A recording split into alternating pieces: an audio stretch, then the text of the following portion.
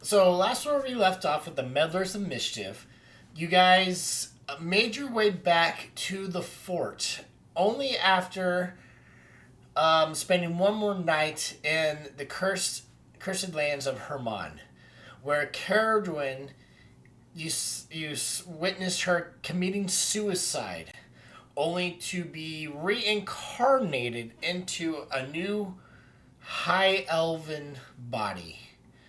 Her old body was then possessed by an entity known as the Life Giver, in which he told Caradwin she can be reincarnated two more times if needed for freeing him from his prison in the piece of amber.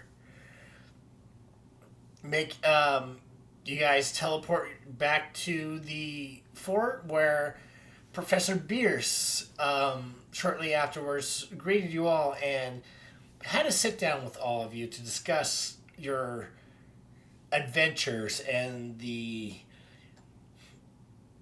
what you're unintentionally causing amongst the world with Bone Regard and now the Life Giver.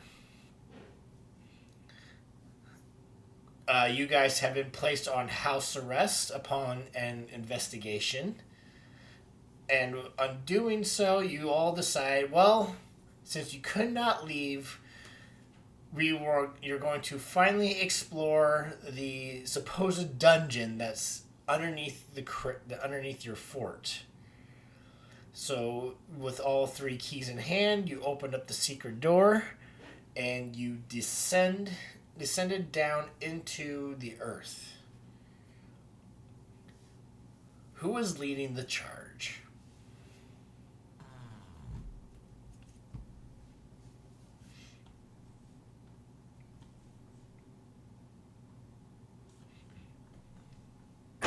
I guess Mason was going first. Okay. Mason, you lead the party down into the earth, and shortly afterwards, after the last person follows in, the door closes behind you. But you do see that you can't open the secret door from your side. So you're not trapped in.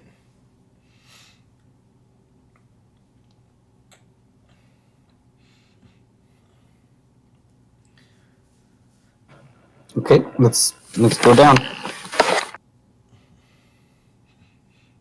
Right. Leading the way, Mason, you charge forth and spelunk into the darkness. Um, Sonia, I assume you have your drift globe lit up.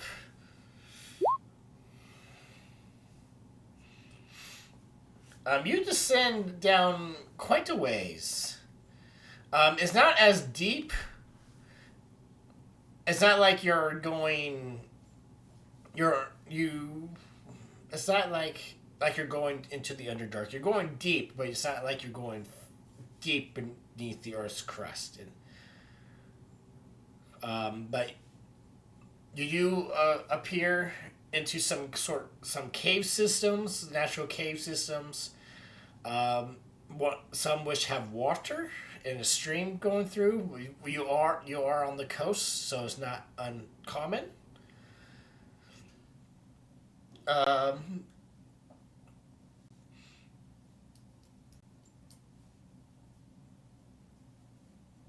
would you? Is there anything you guys wish to do or discuss on your way down this path?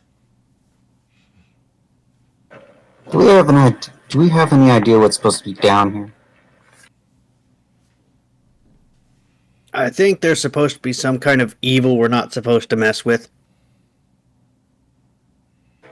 Then why are we down here? And specifically, why are we bringing Caragwin? I believe there was also some locked away treasure from the previous owners down here as well. And I think a piece of a crown or something. Okay, treasure and evil. Got it. Typical dungeon.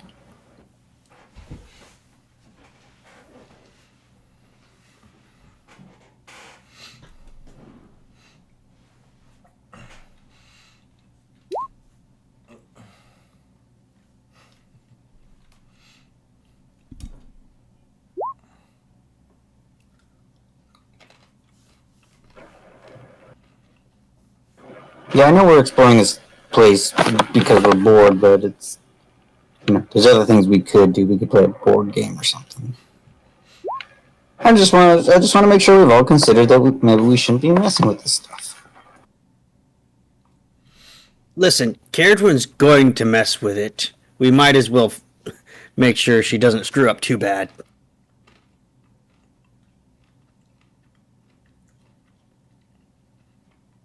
Caradwin, do you happen to remember the details of what it was we read about that was down here? That's a great question. DM, any support with that? Because I, as a player, don't remember. You can give me a history check with advantage because I know on some of your downtime you have studied. So the fort is deep below, you believe, are the old remains or the remnants of deep down below the fort.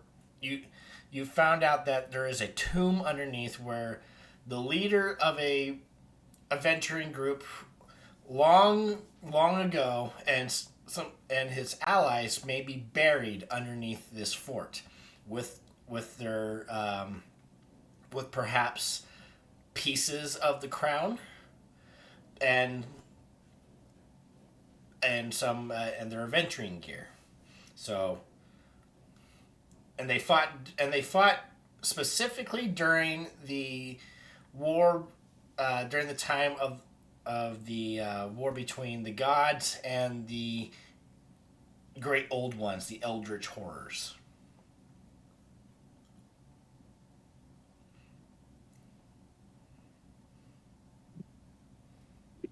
I will relay that to the party, that there's some history to this fort in regard to maybe some of the things that we've been looking into.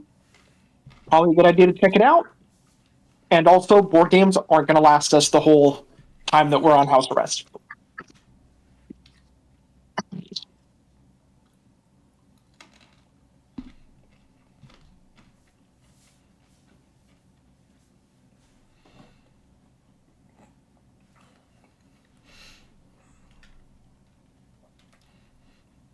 Leading Well, oh, go ahead. I'll say. Well, we put it off till we were stronger, like I originally suggested. So, I think we should be good this time. I don't think we put it off to get stronger. I think we put it off because Caradwin couldn't find the third key. Well, she did find it eventually, and I kept suggesting that it might be too dangerous at the moment. If you recall, Imsmith found the third key and she traded it as a bargaining chip for some treasure you guys had that she needed. Stig goes, "Who's Ismith?" That was the dragon that we saved from the other continent and brought back here, and then she went and fought a bigger dragon. You don't know the results of that battle. No, and I could do ascending to find out, but Was that the girl that demanded a ton of legendary items for some odd reason? Yes. yes, Yep. for fighting the dragon. Oh, no wonder I don't remember her. She didn't do anything.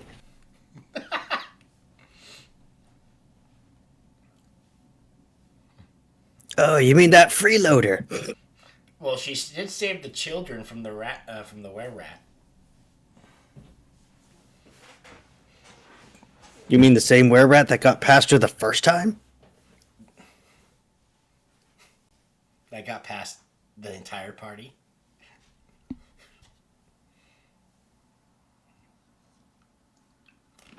Yeah, we won't talk about that no more.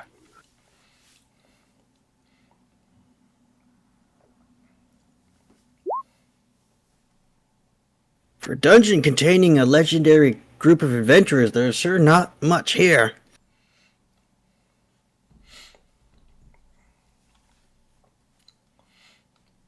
Well, as you... Oh, go ahead. Nope, you're fine. Well, as you guys are talking and walking, you eventually see a large cavern ahead of you. Very large.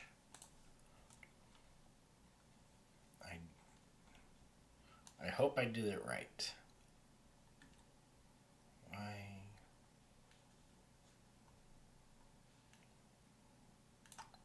Come on. Why isn't this scrolling? There we go.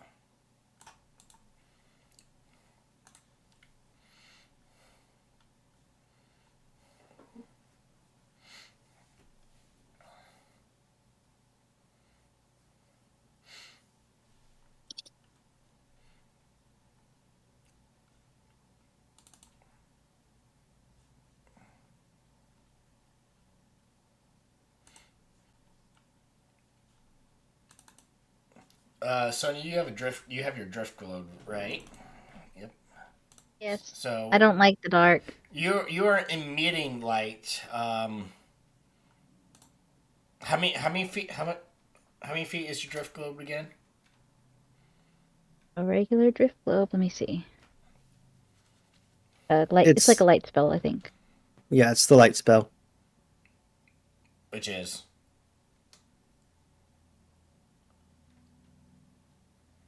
30 feet, I think.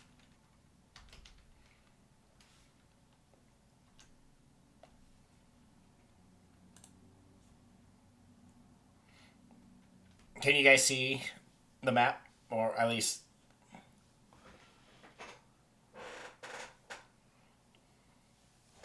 Yep.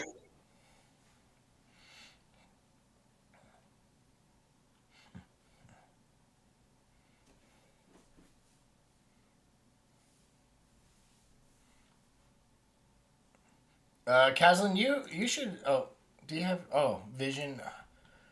Uh,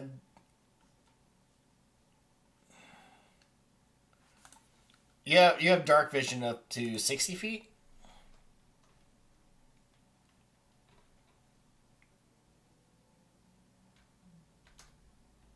I think he actually sees farther than that.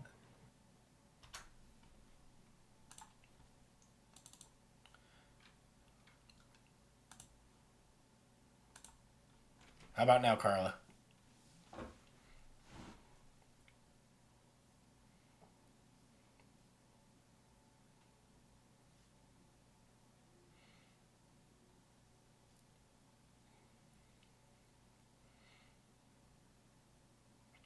So is it 60 or 90? It's 90.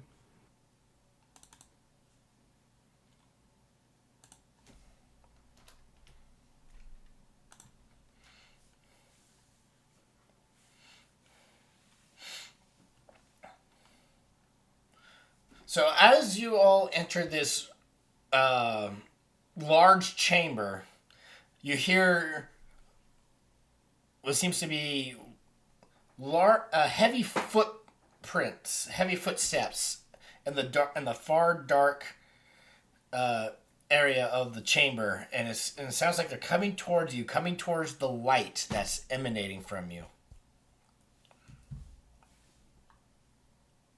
Has someone We been have living spiders? underneath our base? What?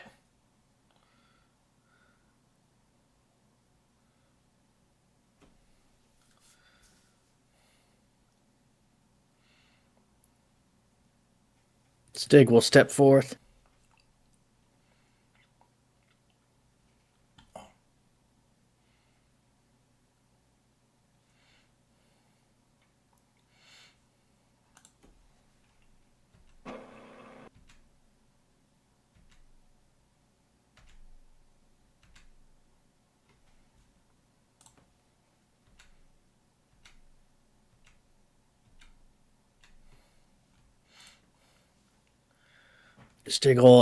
Stig sees that. Um, when you see it, we are going to roll initiative. But Stig will just point and go, "There!"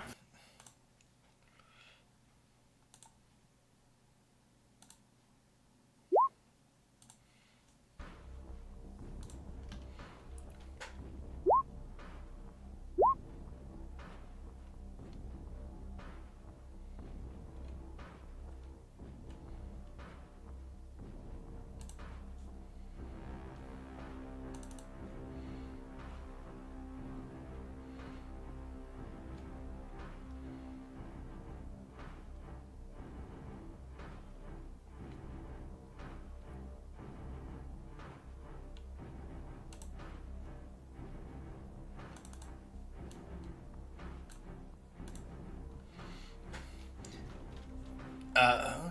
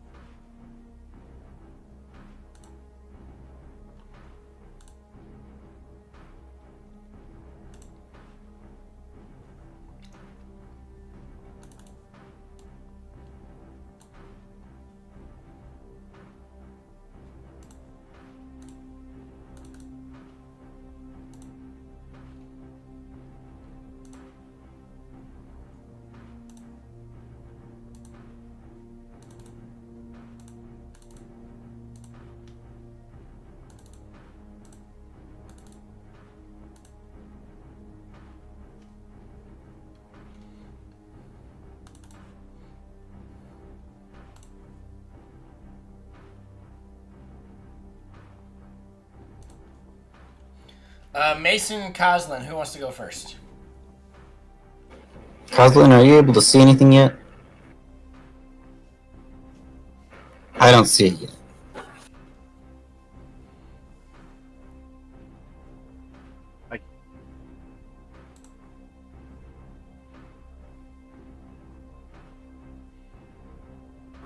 I'll go first in case I move any, and you can see it. Okay. Galliffer or Caradwin?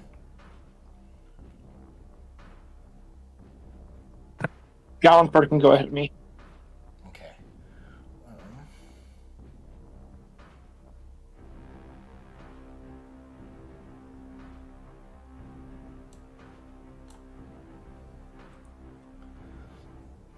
All right, Mason, you hear Stig shout out there, and you hear a large roar return Stig's call. Stig, can you ping the direction you're pointing? In a that way direction. Okay, it's coming from the north. And it's coming right at us.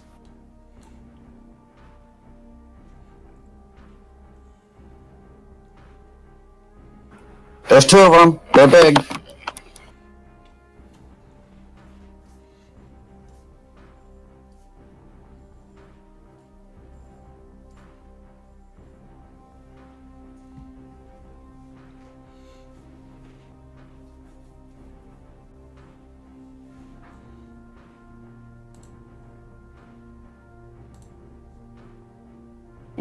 I'm gonna check to see how far Mind Sliver goes.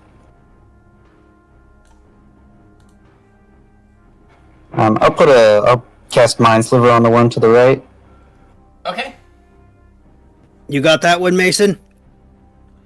Here, I'll take this one. I'll give them each a dot. That way, you guys can distinguish them.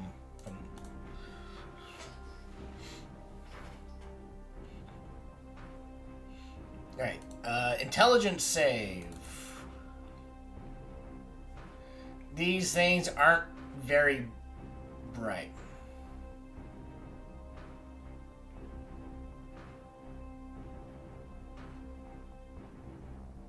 Oh, sweet. Okay.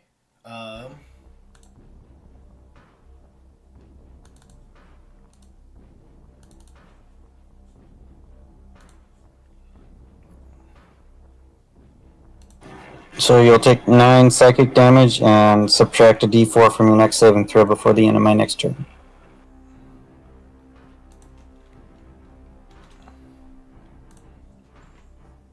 Okay, so I say take 9.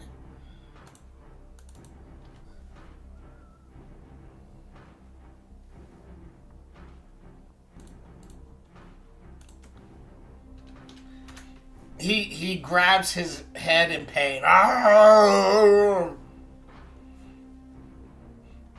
And I will put this on for your effect. And it's a D. You said a D4, right? Right, it's like a reverse bless. Okay. Is that your turn? That is my turn. Coslin.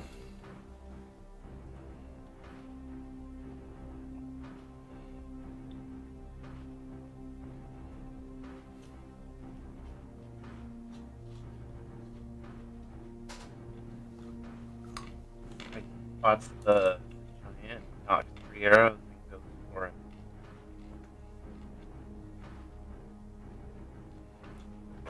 Cousin, I hear you coming through, but it's not stable. Maybe like you're not close enough or something.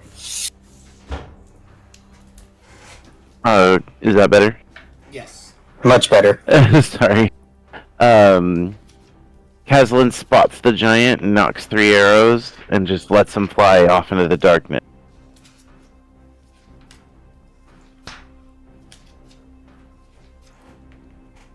Okay.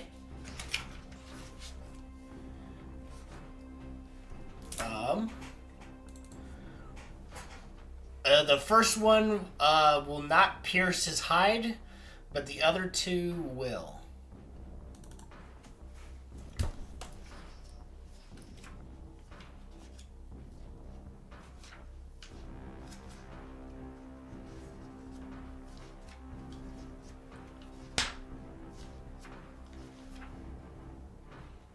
Oof.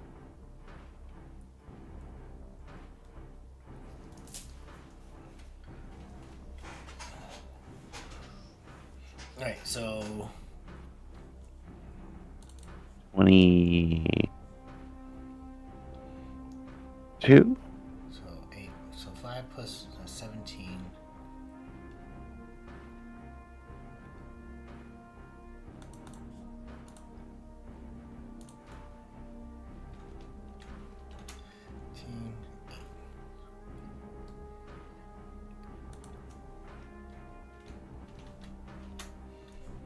Alright, it roars in pain as 2 arrows pierce his chest.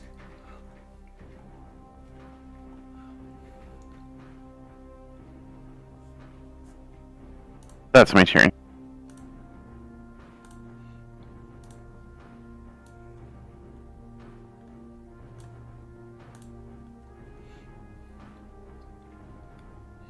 Sig! Alright, let's do this. Raging.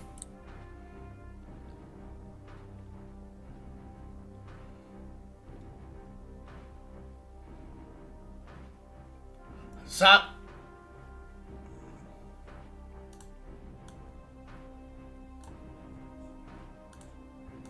Real quick.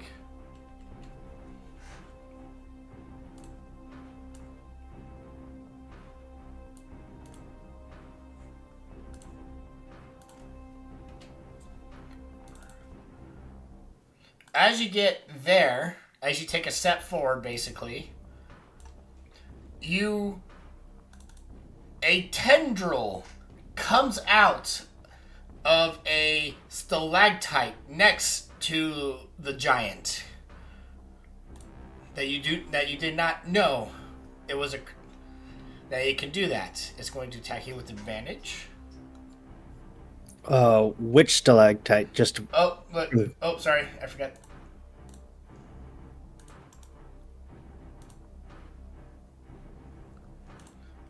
Way up by it. I don't know if you can see it. Okay. But it's going to attack you with this tendril.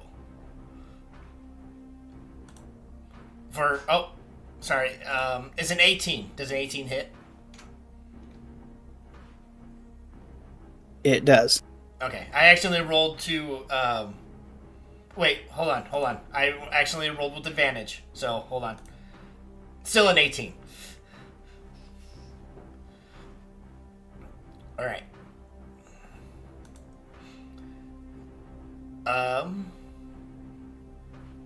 You are grappled. Basically, this tendril whips out and wraps you up and is beginning to drag you towards it.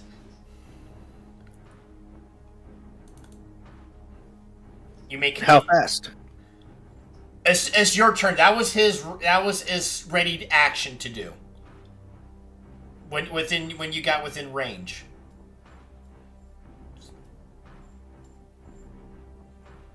Okay, I guess I will, since I'm restrained, I guess I will just... You're grappled, not restrained. So you basically Until the grapple ends, the target is restrained. Oh, okay, I see it. Well, I'm going to try and break free. Okay. And has disadvantage on strength checks and. So it's so if you're using strength, you have disadvantage. Yes, but I'm raging, so I have advantage, so it's normal. All right, just make a strength check. Strength. Is a grappled, so strength athletics check. So it wraps you up. You say "fuck you" and you burst out.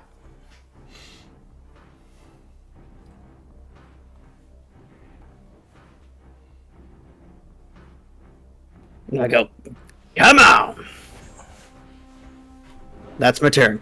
All right, Gallenford.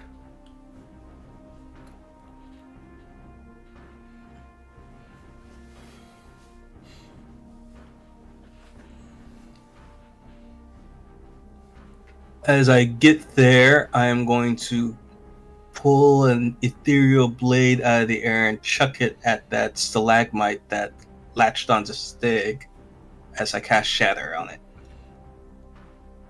Okay.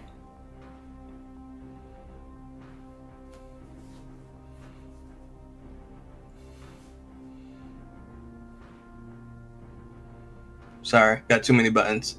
1 second.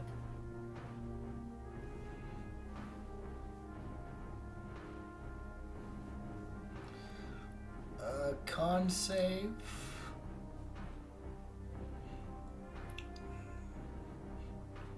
Is it a area of effect shatter? Are you? I believe so. I'll post it.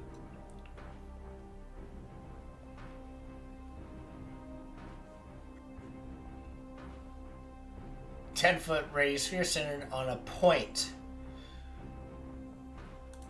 So you could center it on the roper and it just gets all the roper.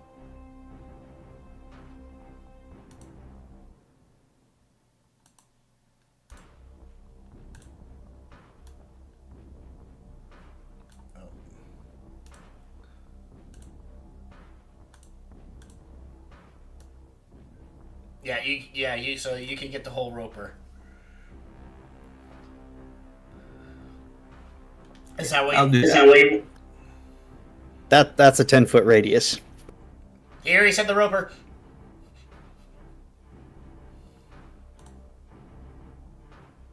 Oh, I was thinking it was smaller. He targeted the roper. He already said that. that's why I asked, and he said, "Do you center on the roper?" And he said yes. So, Technically, you could do that. I know, but he already said the roper. Well, he is getting the roper. He's not getting the giant. He said he centered it on the roper. So, here's the con save. A 7. I fail.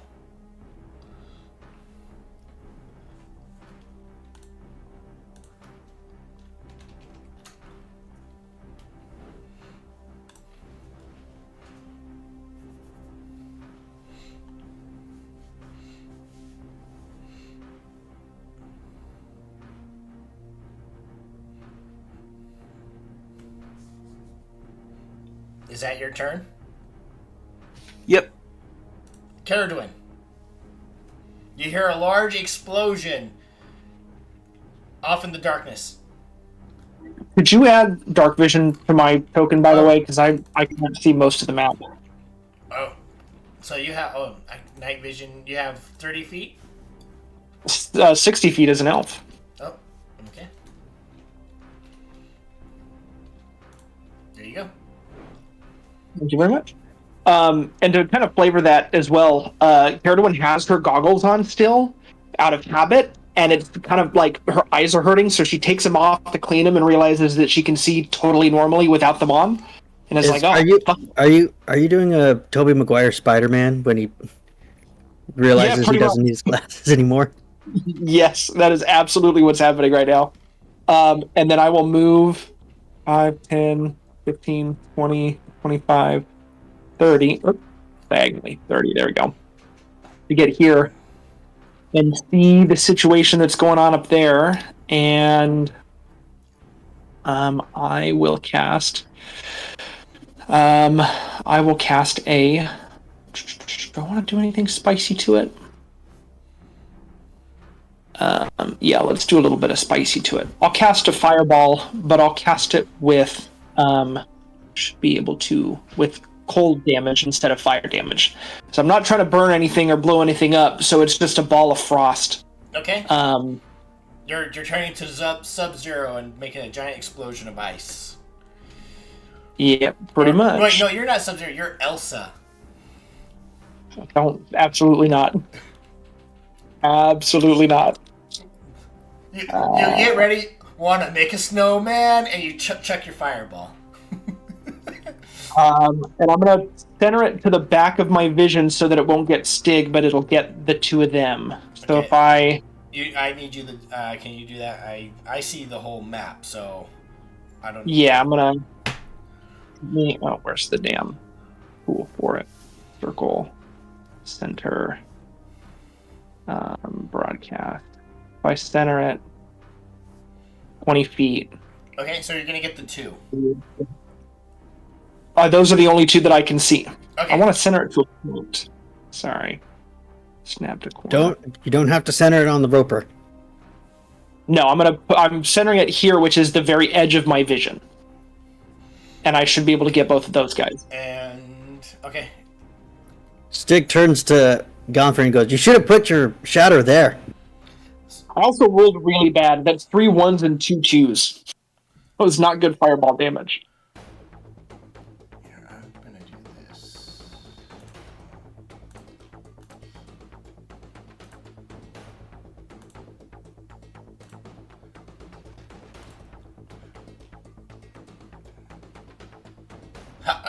It was a 20-foot. Can you post it again?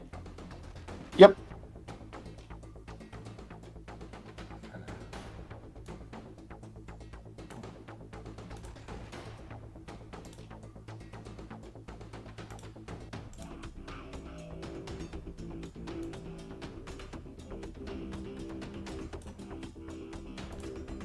Whoa.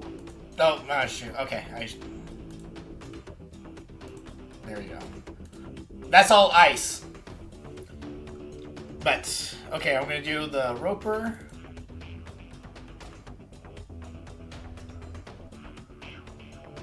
Which is a dex, and they are not very dexterous. Is that a Fomorian? Is that what that's called? That's pretty cool. This is 2. And the Fomorian.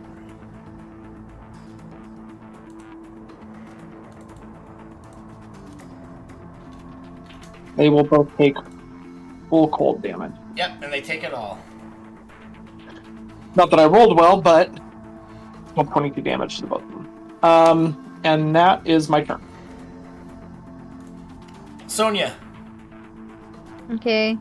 I still don't see anything, so I'm going 5, 10, 15, 20, 25, 30. I see something in that corner, but just barely. She's just gonna send a sacred flame at that part of the body. Is that the giant? She asks. Yes, it is the giant. You got it.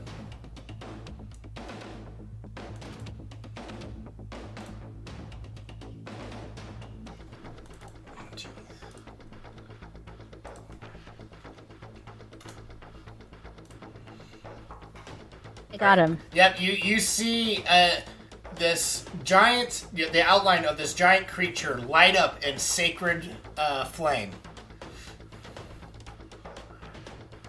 Okay.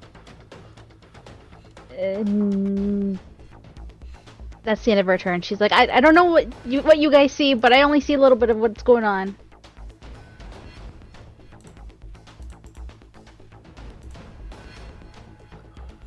Mason, a tendril comes out and tries to attack you with the stalactite right next to you.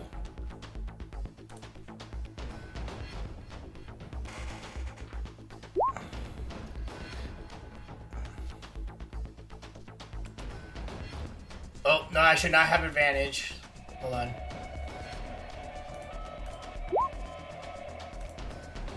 Does a 15 hit you? No. Okay, here comes another one. A 24.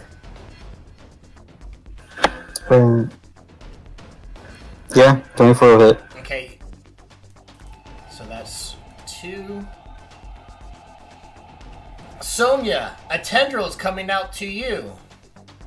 Oh wait, I honestly I forgot. I should have advantage because of their.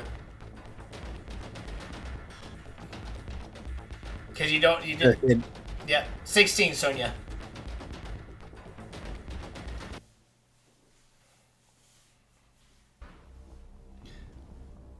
All right, Sonia. Here comes this fourth one. A crit. You're not you. You don't take damage, but you're just restrained.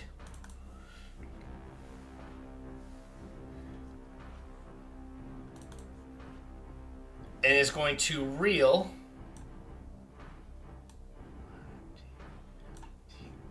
towards you, pull you both towards it, and is going to try to bite Mason.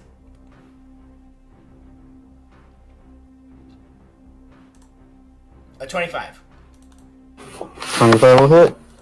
Alright, you take 19 piercing. Is that regular, non-magic piercing? It's just regular piercing. These things don't have magical teeth.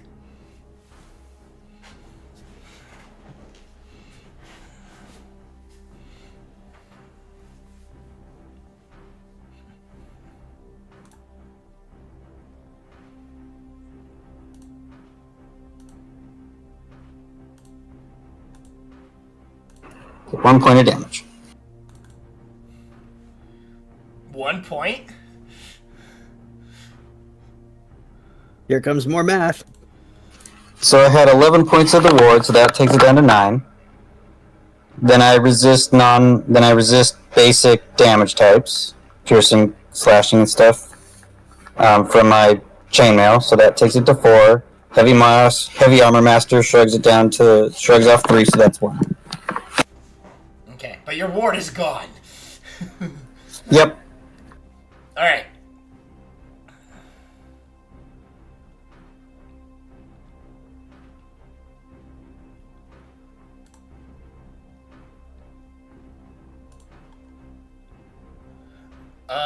If anybody can see, well, those who can see Blue Dot see that his wounds begin to heal from the little bit of damage that he took earlier.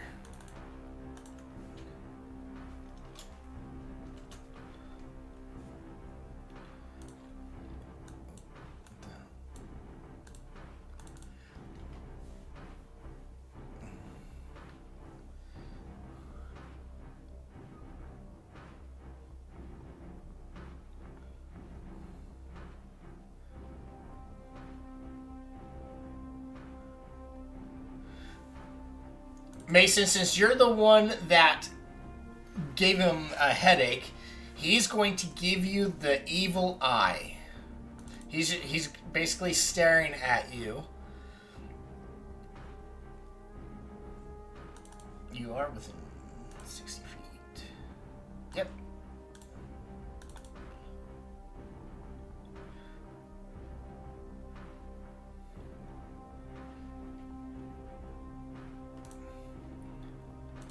I need a charisma saving throw.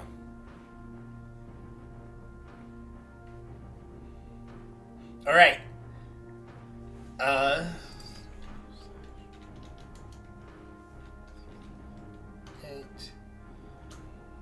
You take 15 points of psychic damage.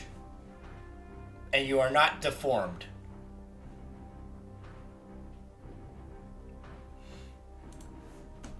But since you are restrained...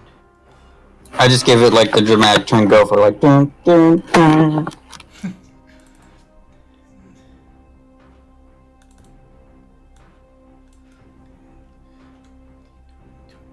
30. is going. Mason and Sonia, those who can see this creature bear is a giant, a ugly looking giant, almost deformed. It has a great club in one hand and a metal chain in the other. Mason is going to raise up his great club and attack you twice, or attack you with it. And since you are restrained, I have advantage. A 28. That's gonna hit. All right, it's just a big ass club. There's no magical. It's not magical or whatnot.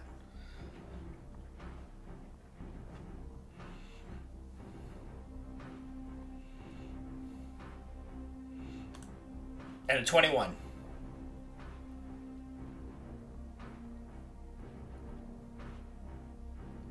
I'm gonna shield that second one.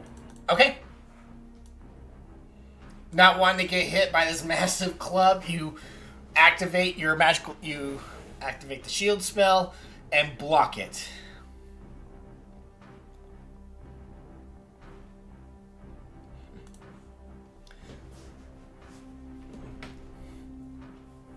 Sig, those who can see red dot sees that its wounds begin to heal. Sig is going to try to give you the evil eye. So Stig, I need a charisma saving throw.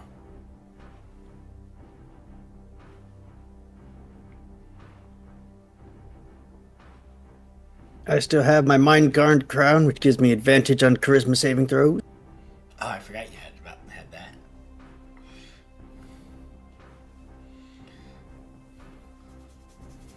All right.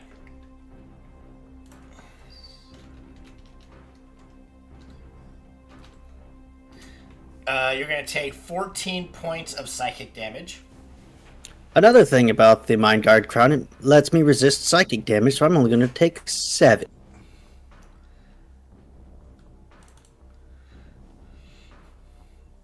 Well,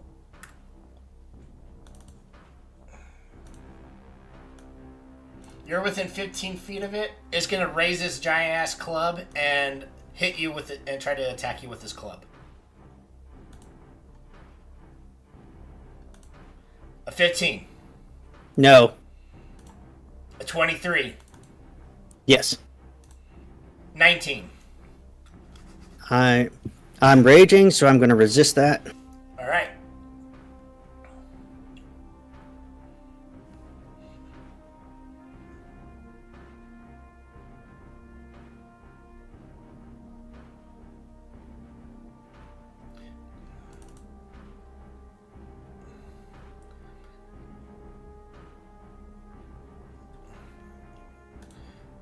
All right.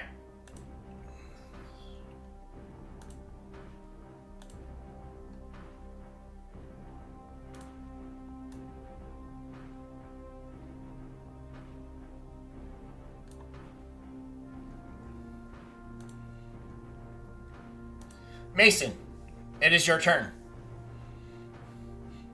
I'm gonna cast Tarsh's Mind Whip at 4th level and hit the 2 big guys in the roper next to him. Okay, can you do that while restrained? I think you can.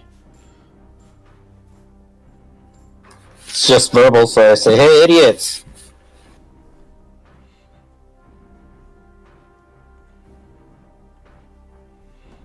All right, I'm gonna do the roper next to you. As an intelligence save. Oh, this thing needs super smart. A 6.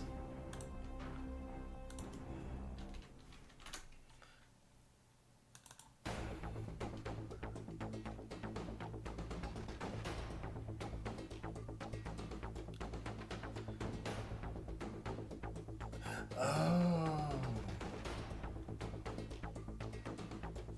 I forgot about that.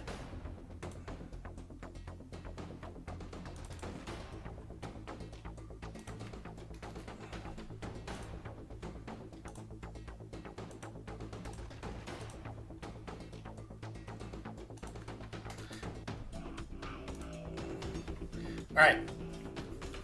So, intelligence save for the giants. For red dot and blue dot, yes. Yep. Red dot is a 14.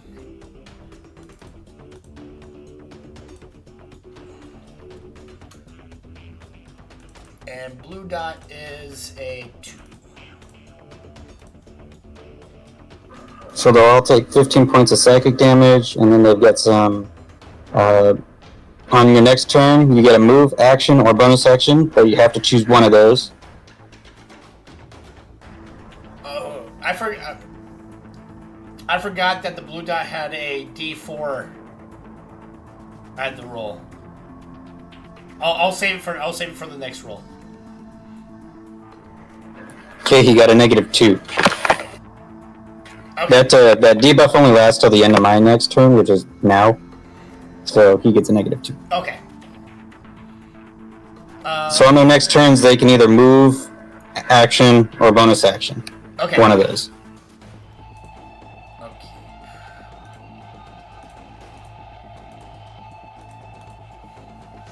All right. Is that your turn? Yep, I don't think I've got any bonus actions to use, so that's it. All right. Kozlin. Kozlin sees the deformed giant enter his eye line and immediately switches targets to blue dot and sends 2 arrows straight at it.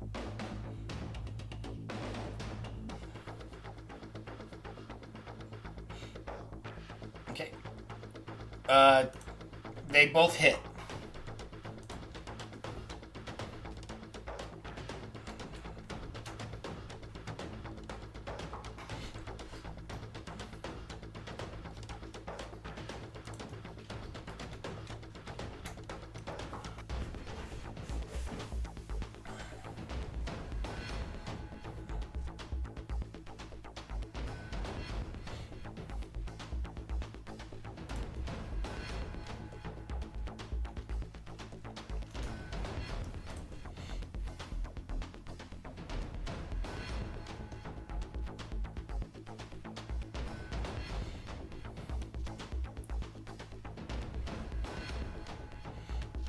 All right.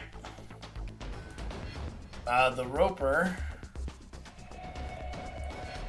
Sig is going to try to entangle you with his tendril again.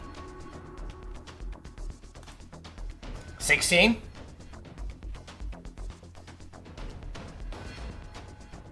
No. 16. No. 13. No. 21. Yes. All right, you are restrained. After batting away 3 of its tendrils, the 4th one wraps around your feet and begins to drag you towards it. It's going to reel it you in 25 feet. 5, 10, 15. As it drags it forward, Stitch just goes, "Oh, yes, yes." And it opens this giant maw and tries to bite you. Yeah, but as I get 10 feet, I'm going. Now, would that work? Yeah, when I get 10 feet, I'm going to hit it. Use my reaction to hit it with the back of my black marrow. How? When he gets within 10 feet of me, I use my reaction to make an attack of opportunity. He took a feat where creatures provoke when they enter his range. Polar Master. Okay, I wasn't, because you were confusing me. I didn't know how or what you were getting this ability from. So, yeah, I was going to say, this is forced movement, but okay, go ahead. Make your attack roll.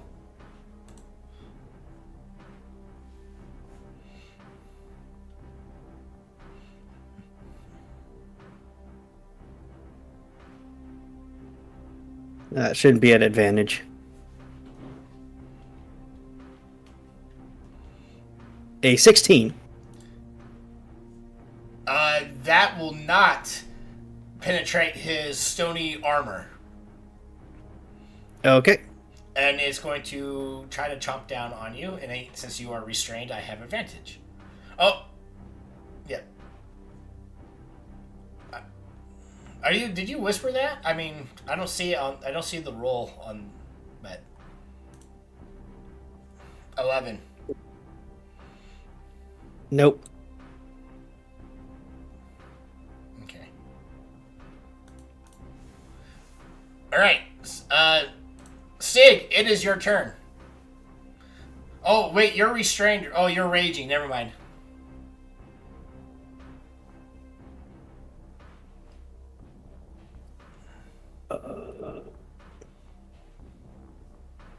No, I'm just gonna do this. I'm raged. I'm having fun. I'm not paying attention to Gallenford.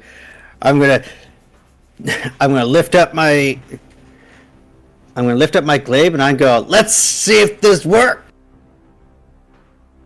I'm going to use my 1-a-day use of this, and I'm going to cast Beguiling Hex. Okay. Within, centered on yourself within 30 feet.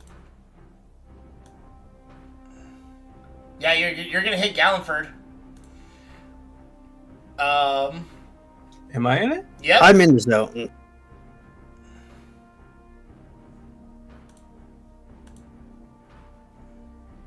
So I need Red Fomorian, Roper, and Gallenford to give me a DC 15 Wisdom saving throw. Okay. Gallenford, you go ahead and go first.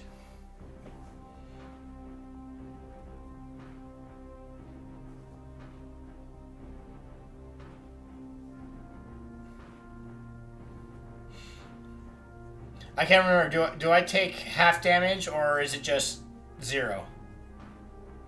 You take half damage on a save. Okay, so Gallenford's going to take 21 points of psychic damage. The Roper, Wisdom, Normal, 42.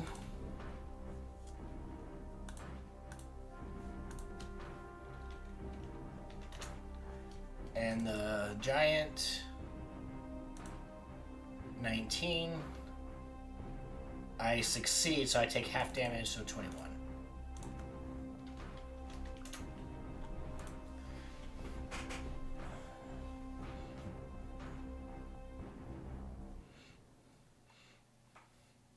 The Roper is not looking well, Stig.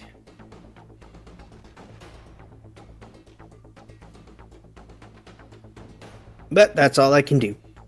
Right. Gallenford, you get this mind blast from Stig's brand new weapon.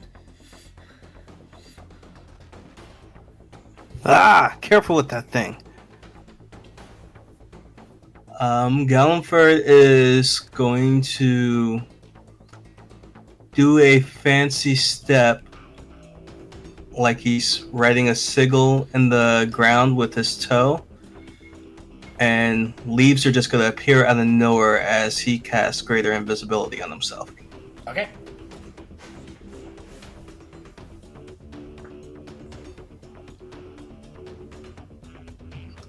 I'll post it, that way you can see it, and then I'm going to move, but that'll be the end of my turn. Okay, I'll wait for you to move before I... You guys see, those who you can't see, Gallenford just disappears. Man, this staff is even greater than I thought. I hope you didn't just vaporize Gallenford. Oh my gosh, I might have just done that. This thing is too powerful. Hold on, Gallenford. Hold on. Oh wait, no, never mind. You're invisible. Never mind. Continue. Care to remind me one of those extra life thingies you were talking about?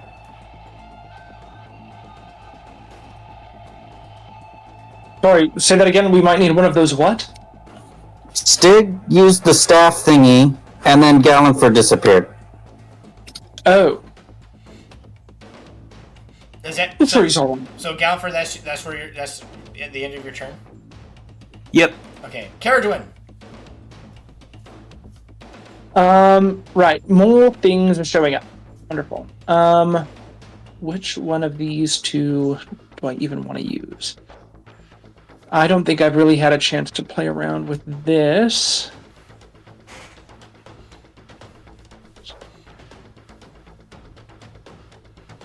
But I do like the idea of trying to lock these guys down a little bit. Though, maybe...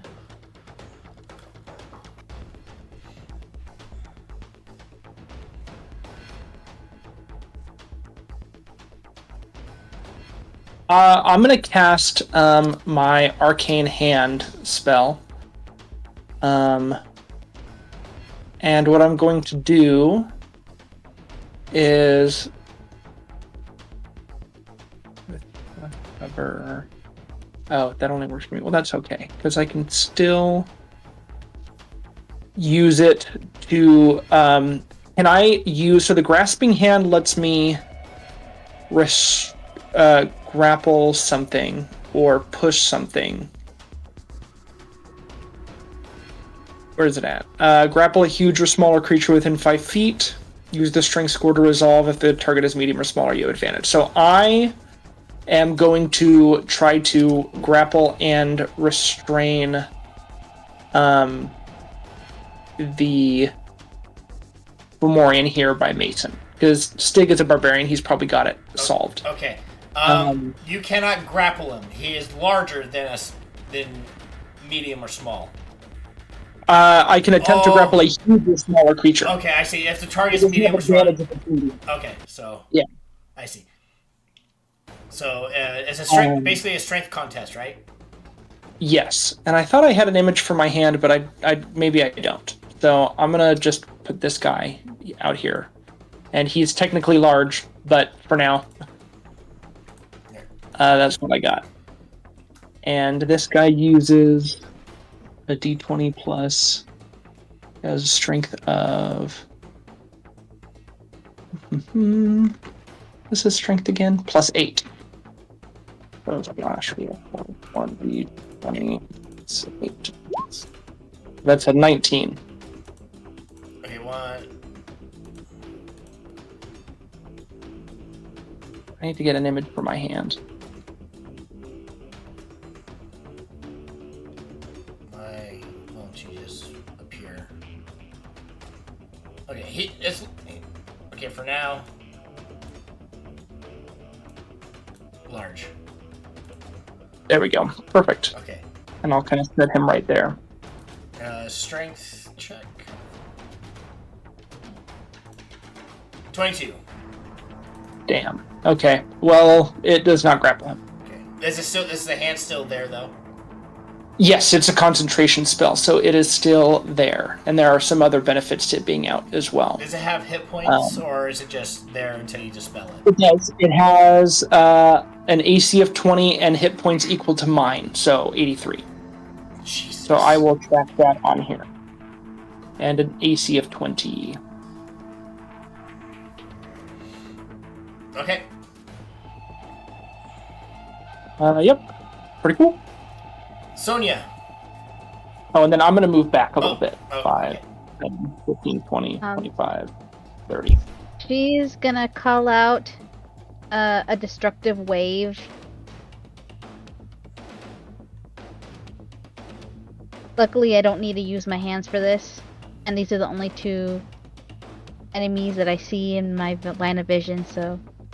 Okay. The con save. So...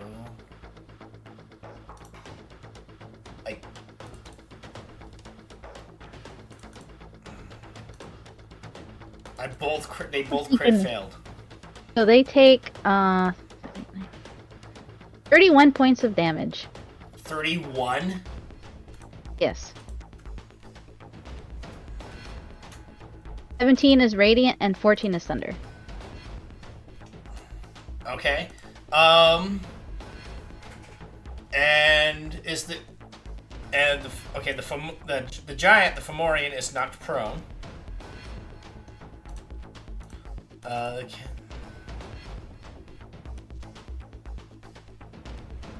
You can according to the stats, you can technically knock prone the roper.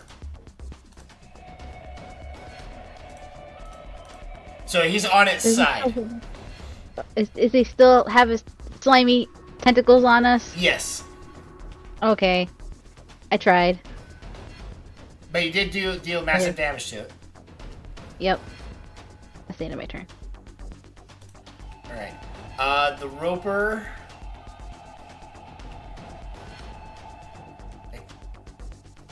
is going to try to bite you. It's going to stand up.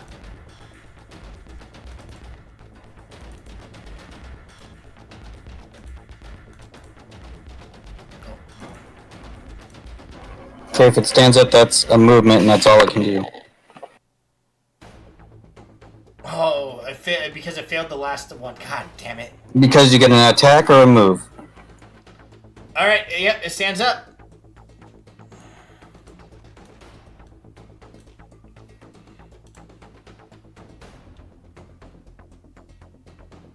Now, I will say, you can attack Sonya while you're still prone. I forgot that he was affected.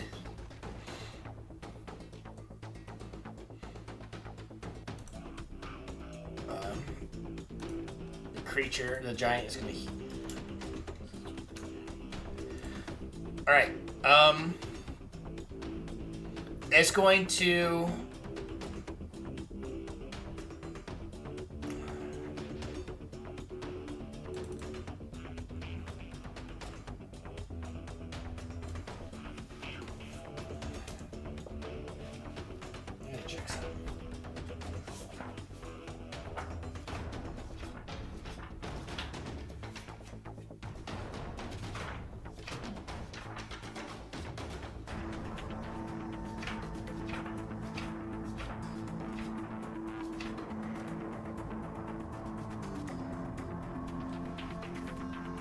So what are we going to put down here once we've cleared this place out?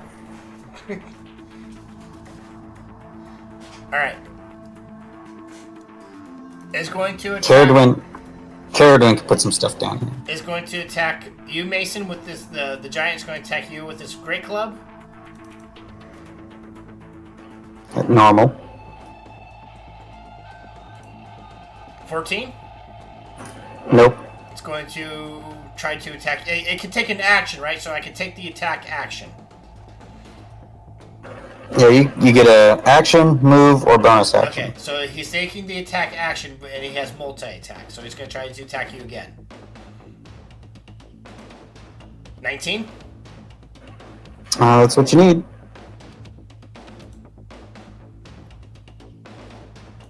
Oh, shit. He's prone. And I'm restrained. Oh, thank you. And then he's going to try to...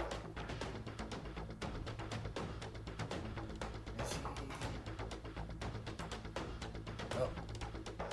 Alright, he's going to try to attack you one more time. 27. 27.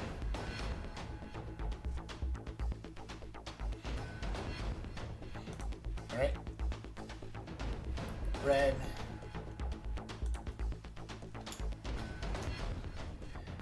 Stig is the giant right next to you is going to attack you with his big ass club. Okay. You are restrained, and I am standing. 18? Yep. 20? 21? Yeah. 26.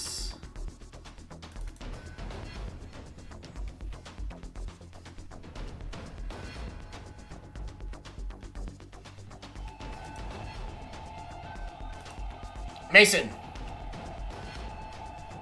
Quick question, that other giant over there, he can attack from that far away?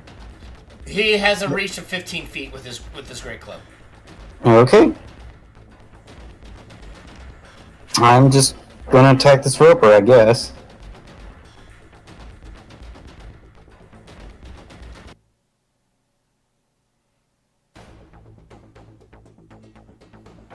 So I'm gonna use my Misty Step boots and just Misty Step like here. But I'm out of his grip. Yep. And then I'm gonna attack him. You're checking the roper, right? Right. Okay.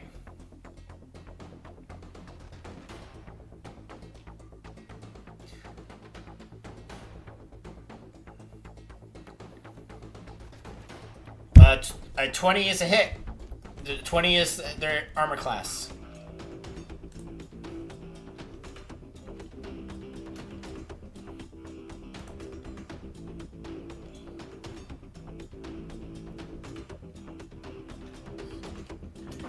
I didn't think 8 was gonna kill him. It's barely alive.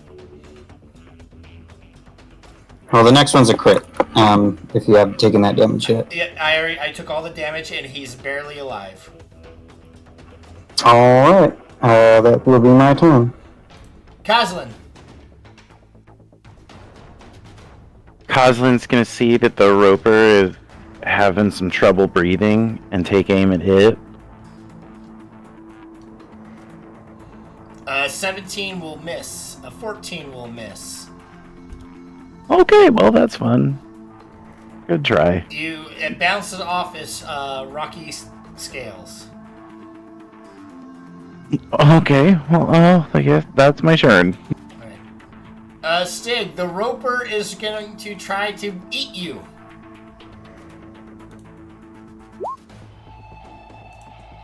For 26. Yep.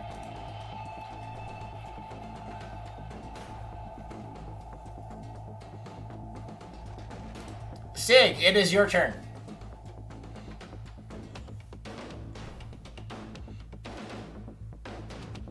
Okay, I've got to start retaliating against these guys. I'm going to make my first attack against the roper. Black Marrow strike true. All right, I'm recklessly attacking. Second attack for 25. Hit. 8 slashing damage. It is barely alive. Action surge.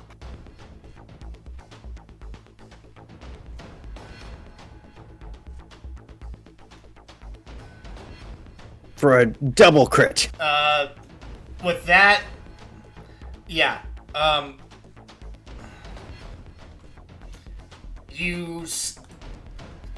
With the double crit, describe to me how you killed this creature. Let's see, I just rammed the blade into his jaw and then I just like yank upward and split him completely in half. Alrighty. But you're no longer restrained. I take 5 steps and give this guy the last one.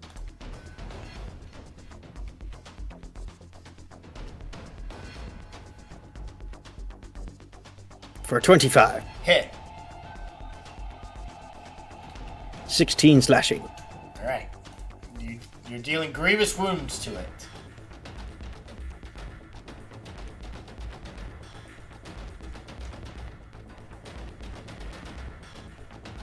Turn done. Alright. Gallenford.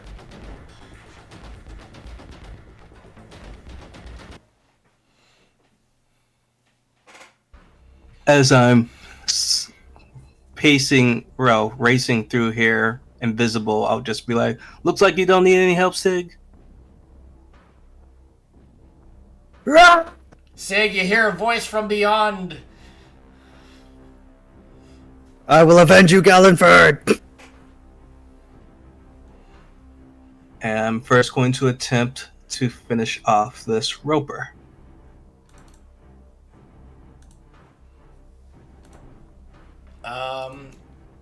Yes. 13 will is dead. Sonia and Sonia, you're no longer restrained by this creature. As it dies, I pull my rapier free and dash for the prone Fomorian on the ground. I'm going to try and stab into his eye.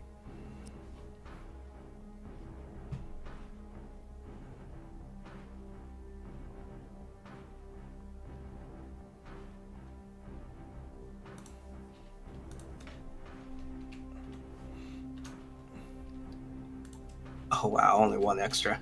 Yep. You don't hit him in his eye, but you deal he gets his hand up to block, and you pierce through his hand.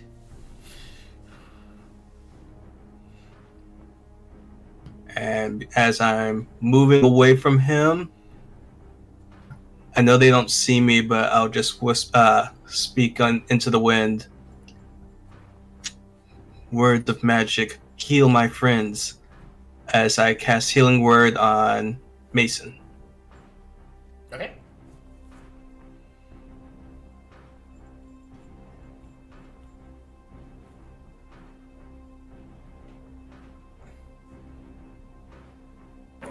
Thank you.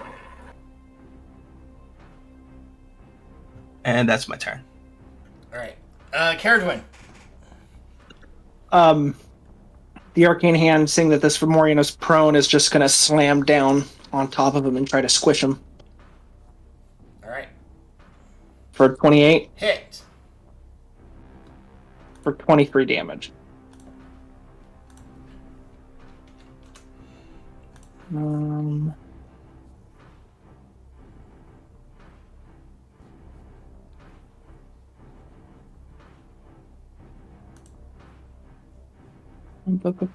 Okay, and that's my bonus action to make him do that.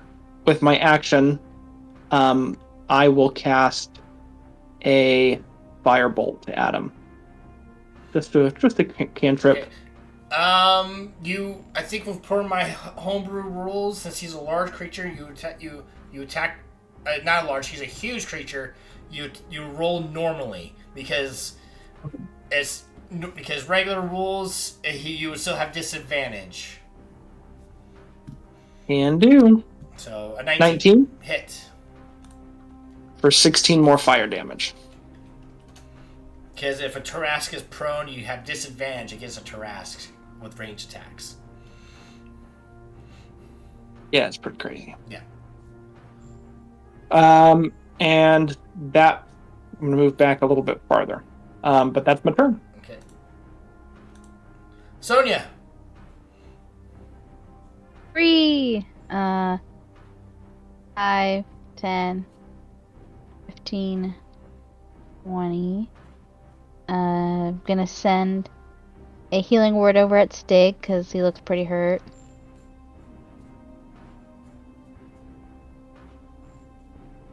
Second level. And as an action, I'm gonna send a sacred flame at this big guy over here. Okay.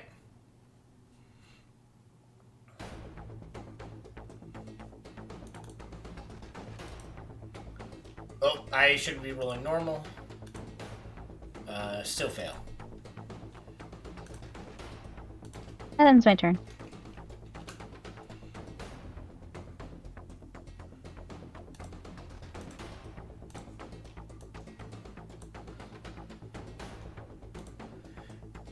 All right.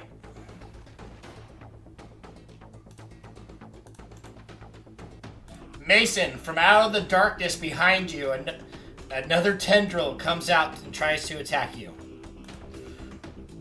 Alright. So here's the first tendril. Oh, crit. You are Okay. wrapped up. 10, 15, 20, 25. It pulls you 25 feet towards you, and that is its turn.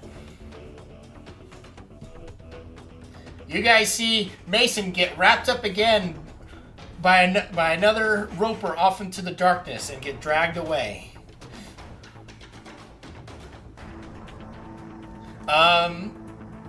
Mason, do the Fomorians still have the restriction of the one movement things, one or the other? Just on their next turn, which they already had. Okay, all right. He's going to stand up.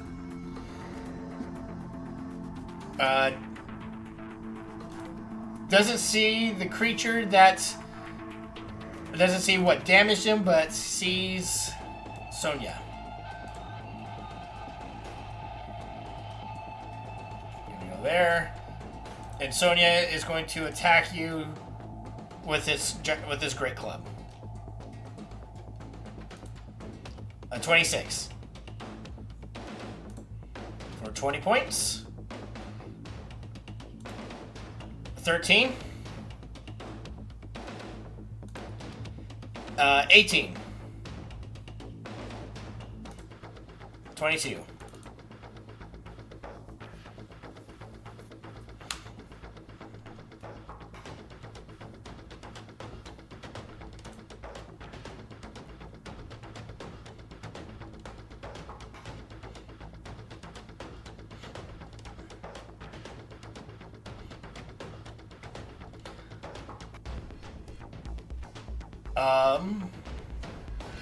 Stig, you have giant club attacks coming your way.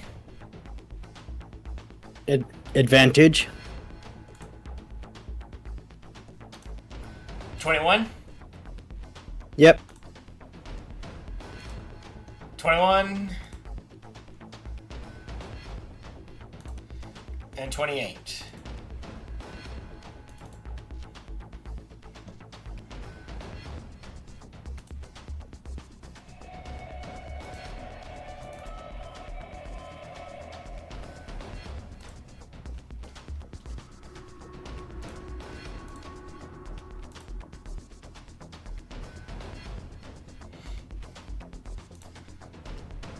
Mason.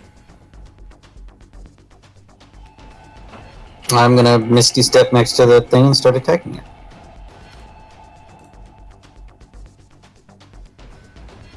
You gotta use a spell slot this time, though.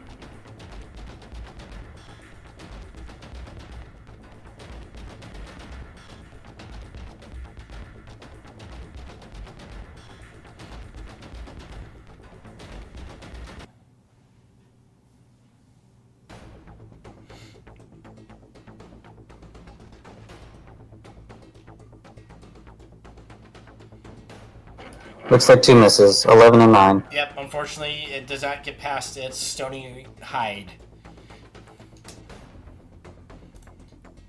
Is that your turn? Yep. Alright, Coslin.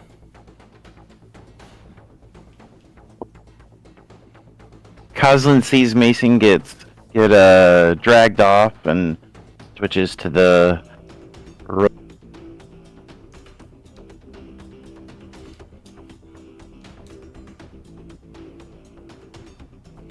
The 19 will miss, but you do crit it.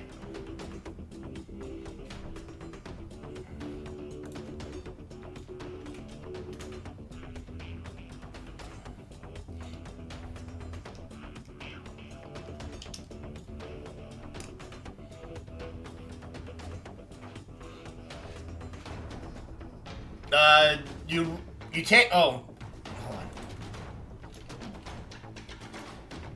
It's max damage. So D8 plus 5 plus 2. So that's 15 plus a D. Add 14 to that damage. Add 14. So.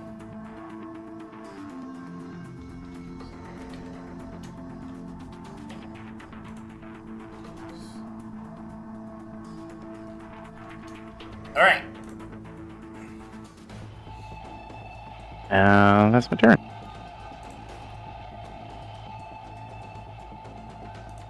Stig. Yes. It is your turn. Alright, I'm going to continue assaulting this guy. And I go, take this, take that, take that, take that, take that, that. An 18. 18 will hit. 16 slashing. Okay. Second attack. For a 16. A 16 will hit. For 15. All right. Bonus action, second wind. All right. It is still standing.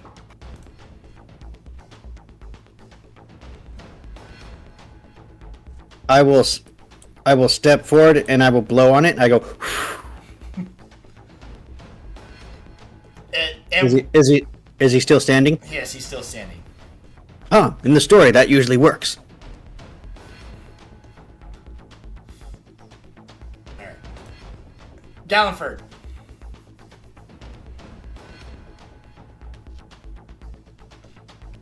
I'm gonna step up and stab this guy.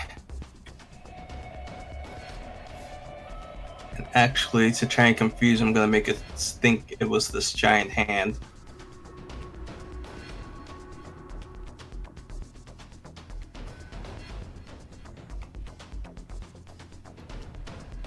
21 will hit.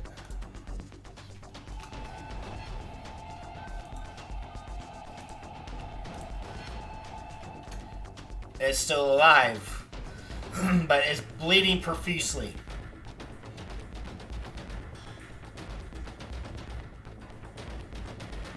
Okay, and that'll be my turn. Caradwin. I'm going to do the same thing. Bonus action, arcane hand, slamming down on the Fomorian. Is he still prone? No, he's standing now. He's standing now. Okay, so just a regular punch from the hand for 27. Damn, that's a lot. Yeah, it's dead. And the arcane hand grabs the giant's head and just squeezes it. All right, blood flows from the in between the fingers of the hand. And then with my action, I will cast a firebolt on the Fomorian over here. Okay. Oh, and I probably missed. Unfortunately, that will not. It hits him in the chest, but he feels no. It doesn't do any damage. Yeah. All right, that's my turn. Sonia. Okay. Anybody have eyes on Mason? I'm over here. I can see him. He's entangled. Not anymore. He Misty stepped out of it. Never mind. Oh, he's good? Okay. Okay, she's gonna go 5, 10, 15. It's combat, I guess. And, he's going to use her, her Morning Star on it. Or 16. 16 will hit. Okay. For 10 piercing. All right, you slam this Morning Star into his foot, and it yells, screeches in pain. Okay.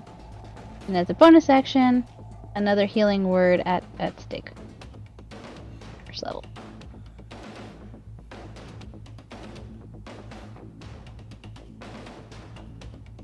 Are there any more ropers around here?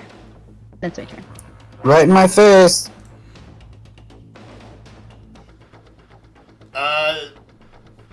Mason is going to try to. The roper is going to try to wrap you up again. Oh, I should be at normal. Sorry. 19.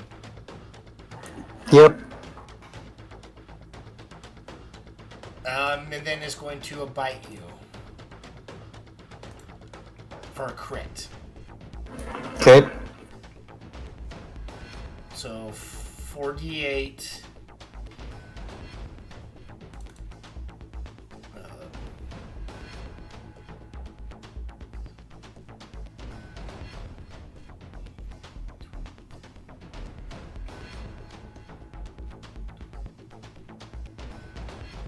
$24 plus 12 is...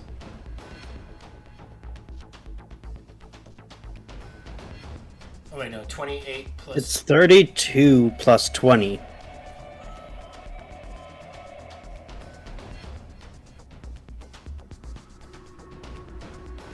Oh, okay. So 52 points of damage.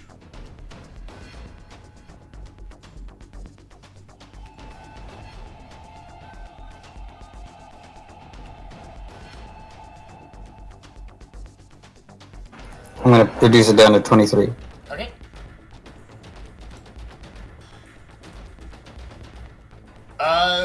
Stig, the giant is going to try to attack you. Okay, normal. A miss. 25.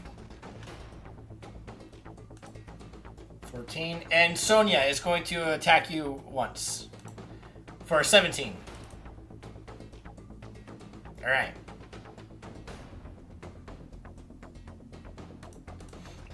Mason. I'm gonna Misty Step away from it.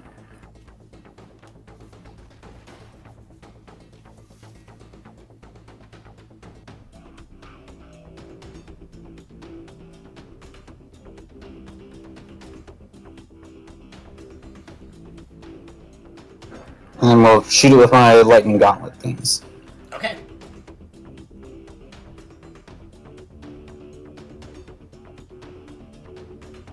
That's a hit.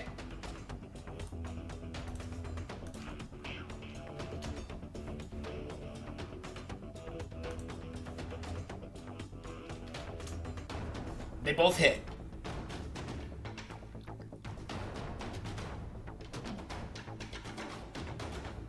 I'm gonna move to here so I can stay out of range of that top guy, but get farther away from that stupid roper. Okay. Caslin.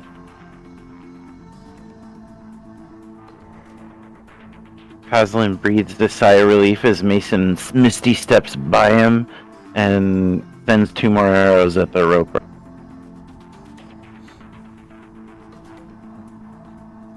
Both will hit.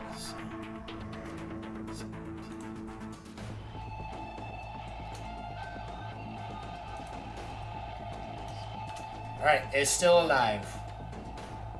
Oh my god. That's my turn. Stig! The giant's not looking too well.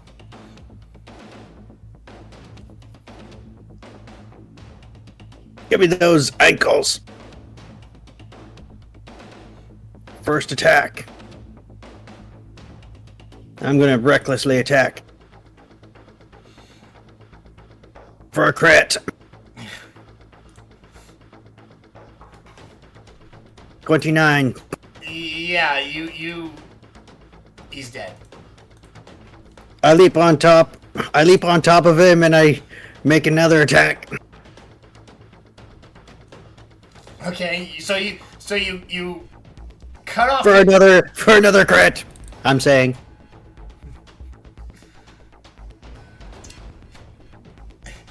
Sonia, you see Mason just go in barbarian range and go die, die, die, as he's plunging.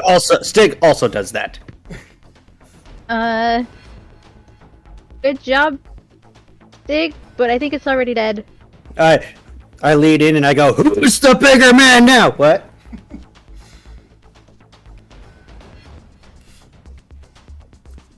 Is that your turn, Stig? Oh, right. Is there something else that we need to be killing? There's something over there, I think. I can't see, but I think there's a roper still. Down to the bottom right's another roper, and I suspect there might be... I suspect all the rocks around here now. Violence!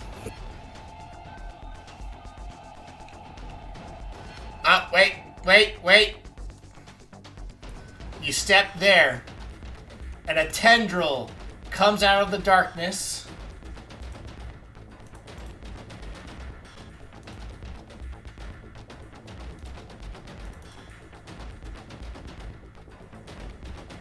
No, I'm gonna keep it up.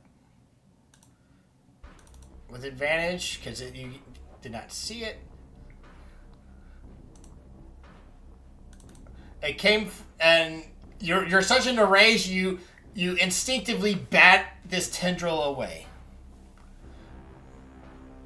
I was thinking about, it's like, can I just let it grab me and drag me up? I'm like, It was used. Wait, that was his readied action to do that.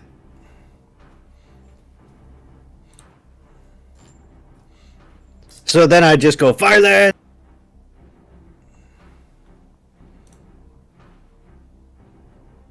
And I'm going to use a bonus action quick toss.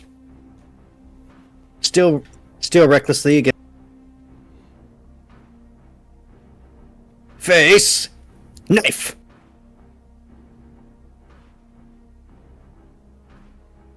For a crit. Jesus Christ.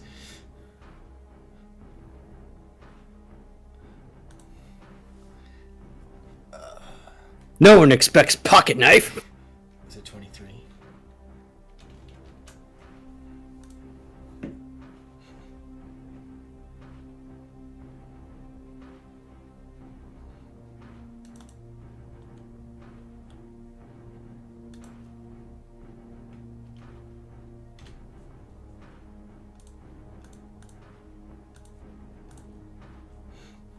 Alright, is that your turn?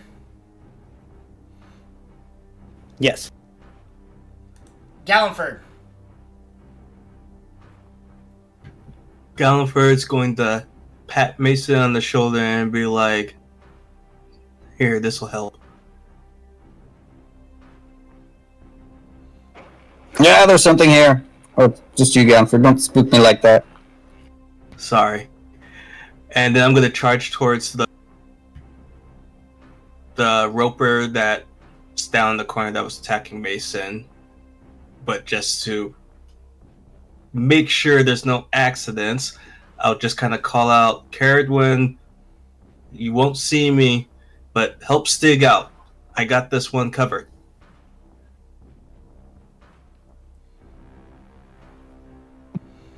I mean, I'll try, but I don't see where most of these things are at currently.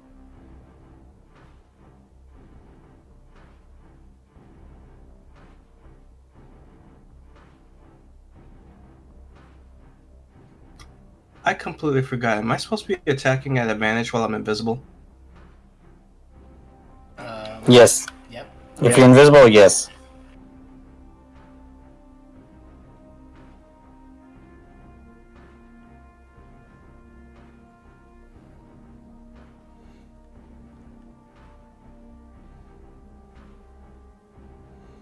Oh, Only one hit.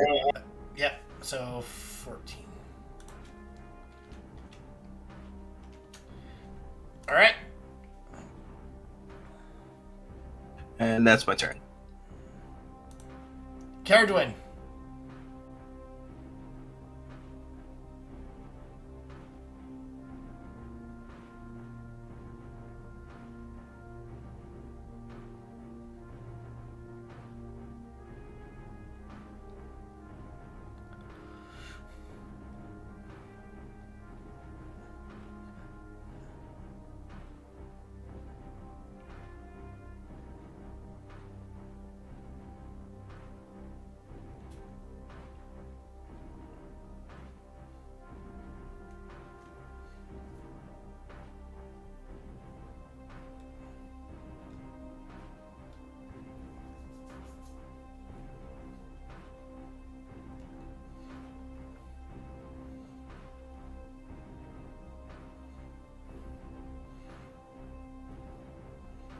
Uh, 19 will not hit. They have stony armor. Stony natural armor.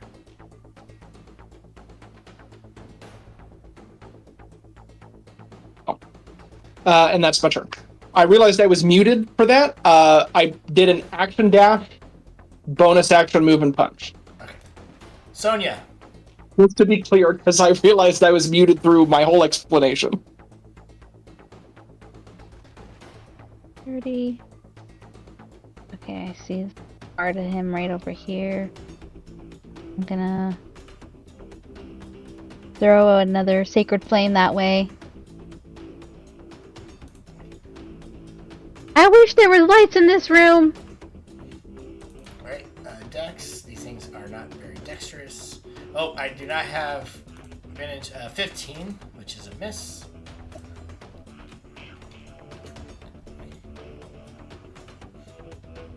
Alright, you lighted a flame with holy fire.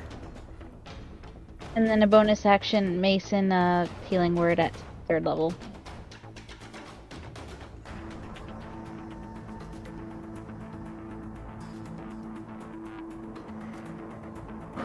Oh, I'm feeling better.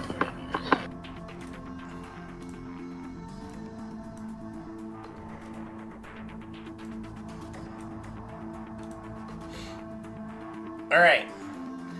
Not seeing Gallenford, it's gonna reach out its 4 tendrils at Stig, Sonia, Caradwin, and Mason.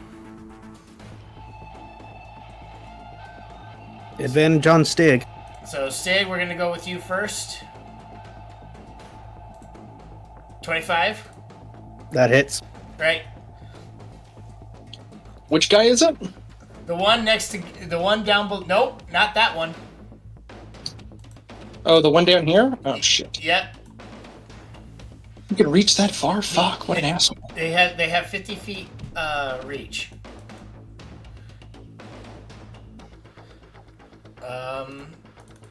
Sonia. 13. Caradwin. 18.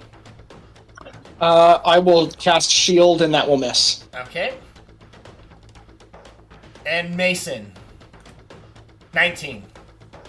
19's a hit. Okay. So Stig. 5, 10, 15, 20, 25. Mason. And as he gets pulled, Stig just goes, "Oh, you want to be first, huh? I don't mind." 25.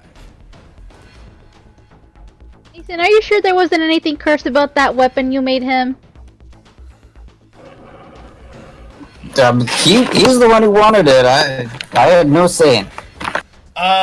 Sonia and Caradwin, you have the roper up here is going to try to hit you guys with his tendrils. So Sonia. So. Ooh. 16. You got me. Okay. And Caradwin. 10. So. Okay, I was going to say, in addition, because the hand is in between me and the creature, I have half cover from it. As part of my arcane hand. Okay. So Sonia is going to go 5, 10, 15, 20, 25. I think Sonya just wrote that you actually missed. Oh.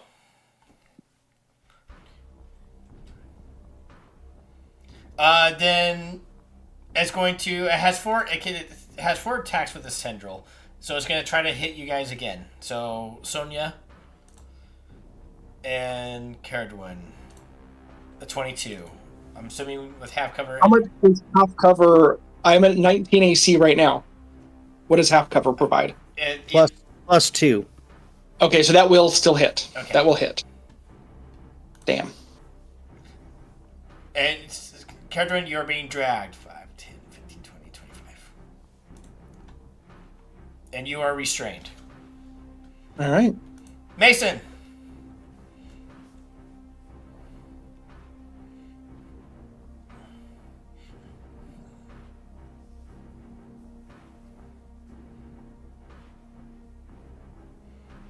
Yeah, I'll just try a chromatic orb at it at disadvantage, I guess, since I'm restrained.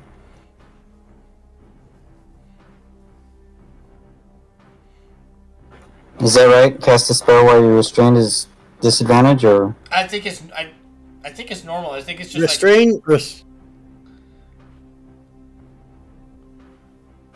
Time to Google. Here, hold on. I got the compendium.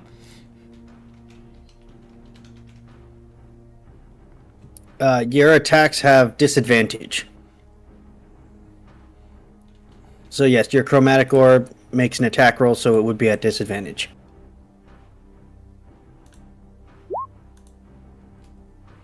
Unfortunately, a 10 will not penetrate his Sony armor.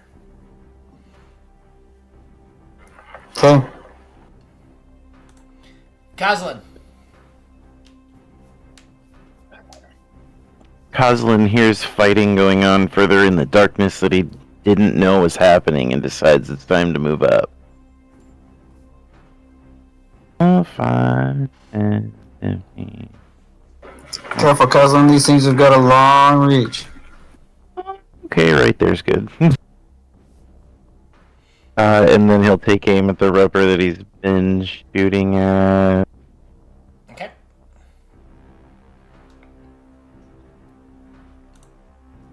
Oh. Unfortunately, you cannot penetrate its armor. Oh, the dice gods hate me tonight. That's my turn. Stig!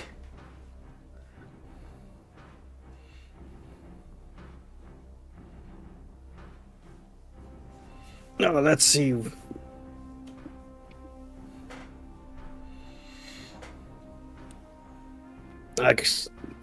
I will say I do not find your grip. Well, first I'll say your things mean nothing to me. And then he will notice that Caradwin is being dragged, and he goes, "The ladies need me." What would Aurora do? I'm going to break free of this grapple because it is nothing for me. All right, you break free. I will point at this one and I will say, "I will come back for you in a minute." You'll just hear a whisper, "He'll be dead when you return." Oh, Gallenford, you can whisper from 40 feet away. My voice glides on the wind. As there's battle, yeah. Anyways, is that your turn, Stig? Yes. Galliford. Are you still raging, Stig, since you didn't take damage and you did not You attacked me and grappled me. That's an attack. Okay, I didn't know if you had to take damage. No, if you hit me with an attack. Okay.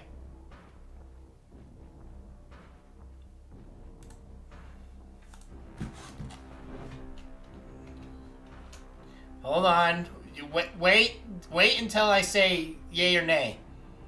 Okay. Because your first attack killed it.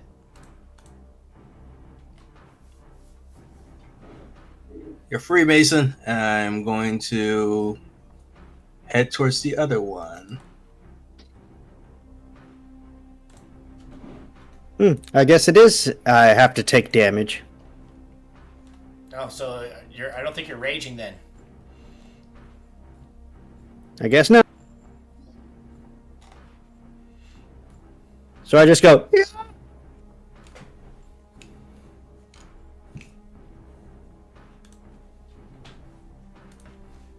Damn. A lot of green today. Yeah, unfortunately. And it's not my green either. It's your guys' green. But it's still alive. Okay, that is my turn. Caradwin. How badly hurt does it look? It's over half dead. Over half dead. So it's under half health. Here, I will. I will risk it. And I will do bonus action punch action task. So hopefully I hit, because if I don't, I'm gonna be big mad. A 19 does not beat his armor class. Okay, great, love that. What can I cast as a spell then? Let's do. Fuck, because that was my bonus action. Damn it.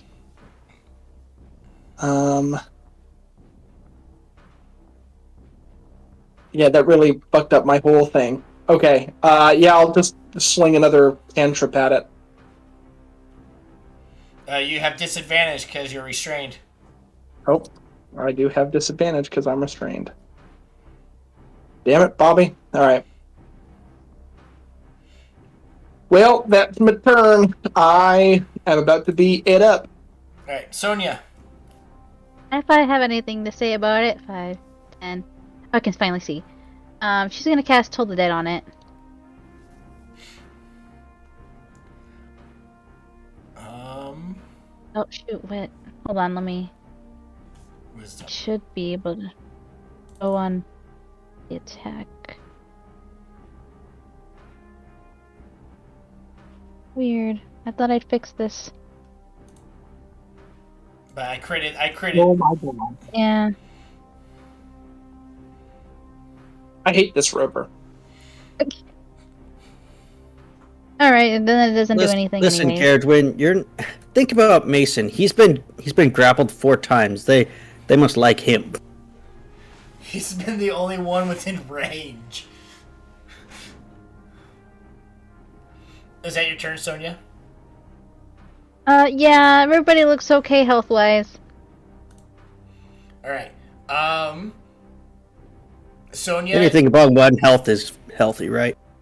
Sonia is going to try to tendril you for 15.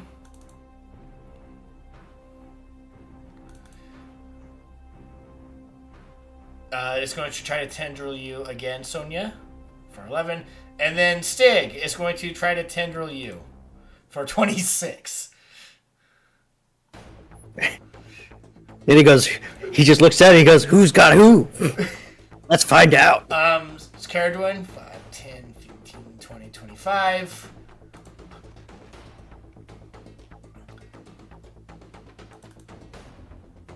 Stig, you look meteor. It's going to attack you with advantage. I just go, don't worry, Caradwin, don't worry, Caradwin, I got this. For a 19. Oh. What? Yes, that hits. Okay. Don't worry, Kedron, I got this, as it rips into his flesh for 27 points.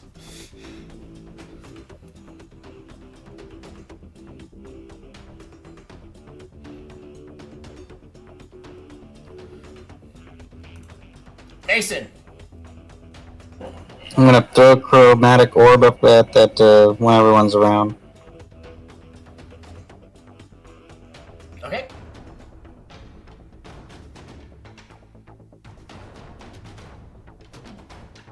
Nope. I'm just gonna walk away from this other rock that suspiciously looks like a whatever.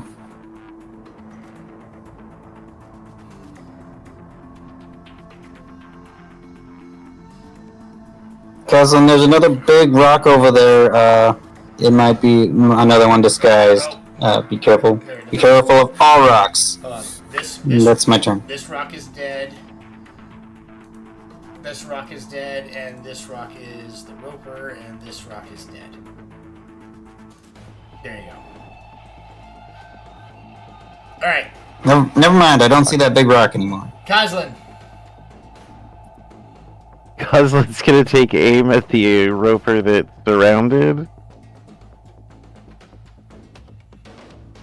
Hit.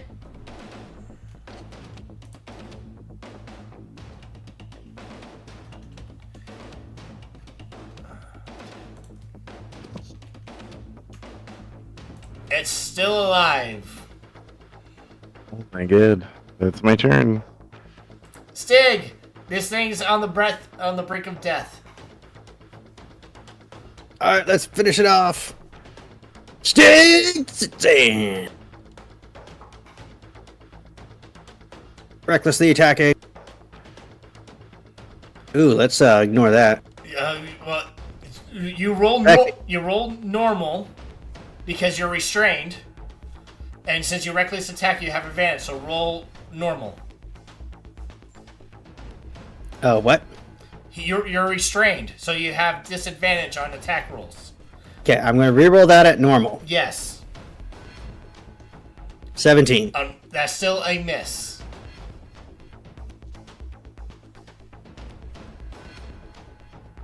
And a 12. Unfortunately, that is still a miss.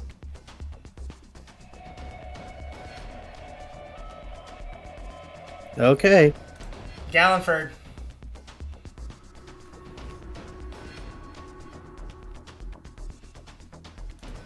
It's dead. It had 1 hit point. I moved like right in front of Stig a little, trying not to brush him as I do the stab, so it looks like he finished it off.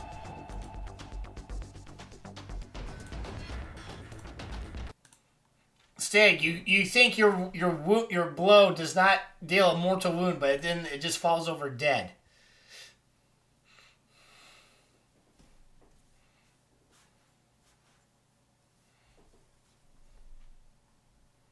Is it over? Are there more ropers in the darkness?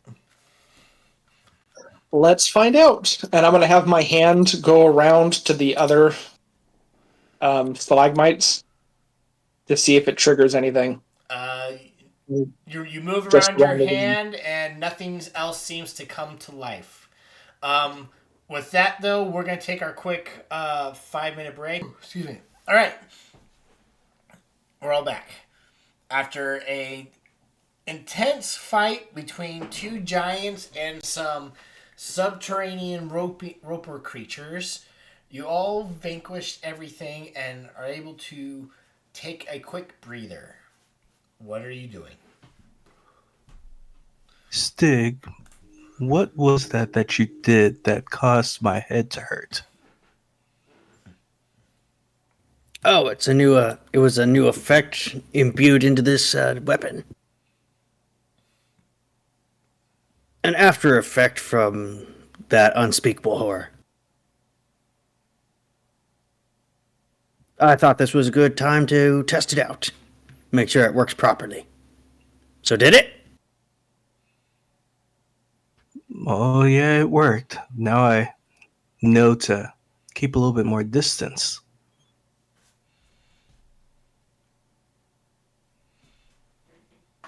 Looks like there's something at the top of the room there.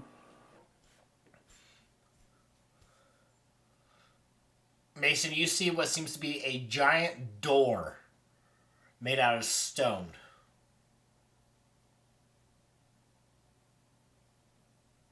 Hey, Kazlan, Mason.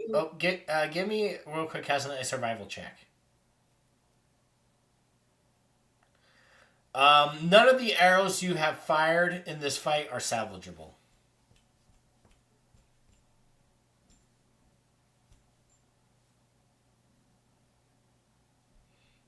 Hello? You cut out. Hello. None of the arrows you fired in this encounter are salvageable. Okay.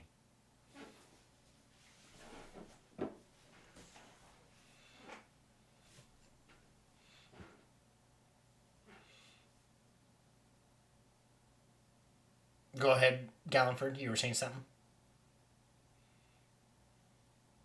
Think you can do something with the hide or tentacles of these rock-like things, Mason? I can definitely try. See what we can get from them. Okay, give me a survival check. So if you're doing all the ropers, I need 4 survival checks. What was that? Did you say, like, how many survival checks? 4. Hello? Okay, all I heard was something survival checks. Okay. 4 survival checks, 1 for each roper.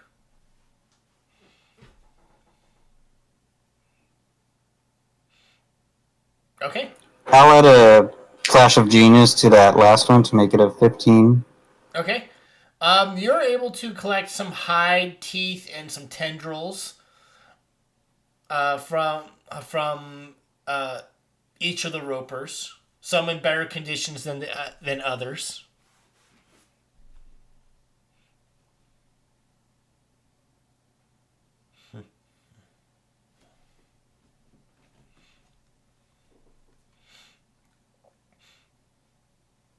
What's everybody else doing while Mason is harvesting monster parts?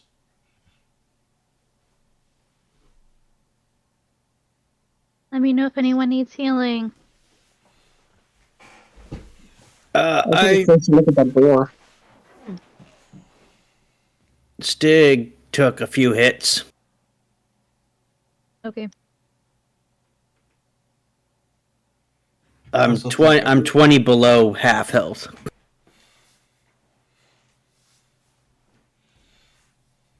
think I forgot to do my daily aid, so I will actually do that real quick.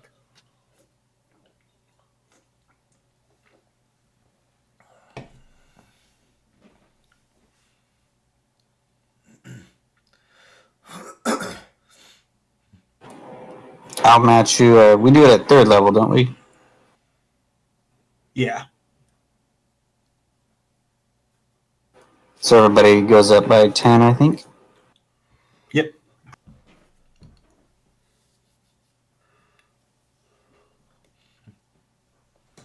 All right. While you guys are casting spells and healing and harvesting monster parts from the ropers, Caradwin, you go up to this massive stone door. It de- it depicts what seems to be has 4 individuals each holding a item, and in the center of the door seems to be some sort of a carving of some sort of crown.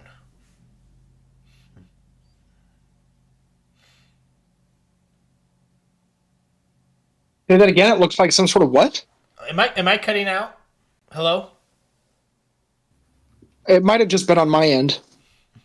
He said a crown. Okay. Okay.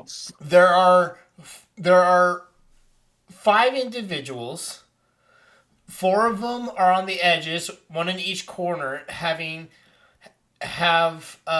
what seems to be items holding in their hand, and they're presenting it to a 5th individual in the center who is wearing a crown.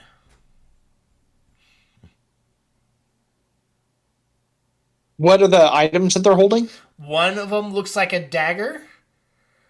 2 items look like orbs, and the other item looks like a piece of rope.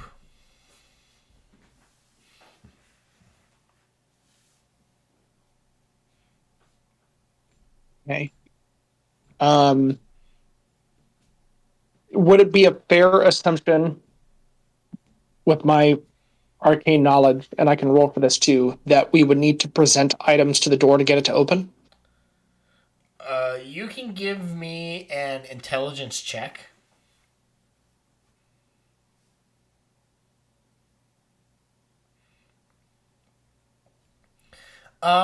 You don't think that you would need to present these items to the door.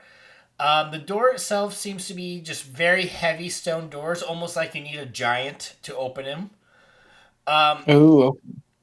But the crown in the center looks almost very close. Looks very similar to the circlet you have, but the circlet seems to be incomplete. Oh, interesting. Okay. So this might have more secrets for my crown. It was a dagger, 2 orbs, and a piece of rope, pointing to the crown.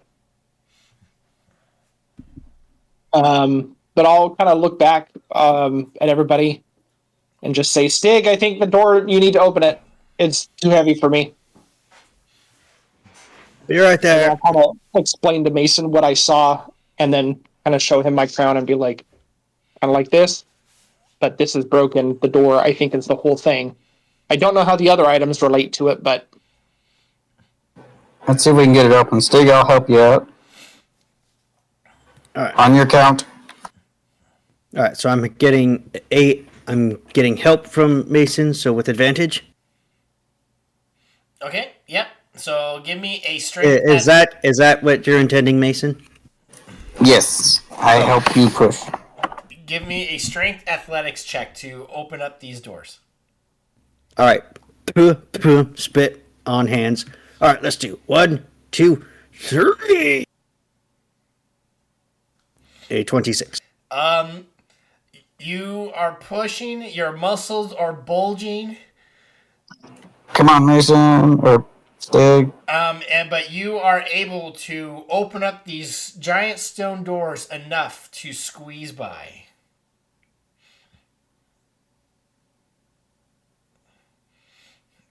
and the air is like being sucked in as you open up these stone doors.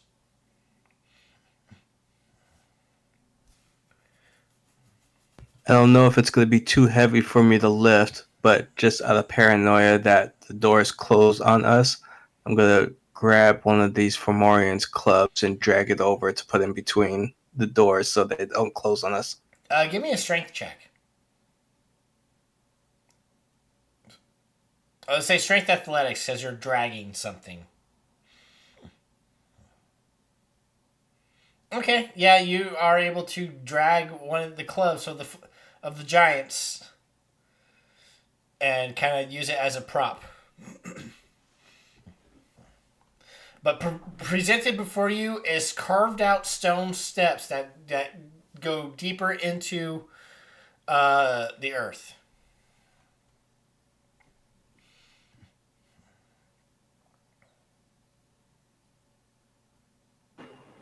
Well, shall we continue? I believe we shall.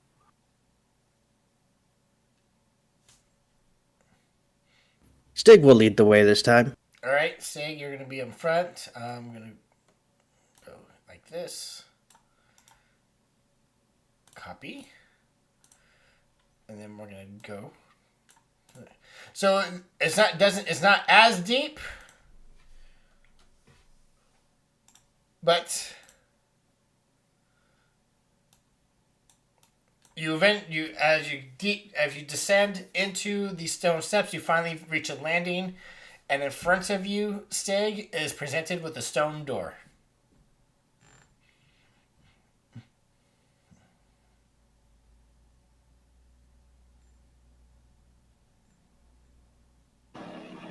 We know how to open doors.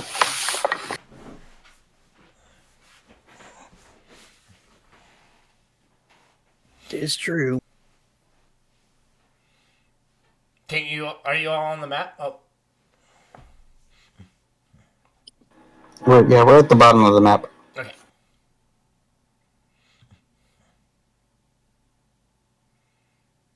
Stig, you want me to open this door? Catching up on notes. Oh, okay, I'll go ahead and open up this door. Okay. This door is not as heavy as the one, but it is not seems to be locked, but you can push it open.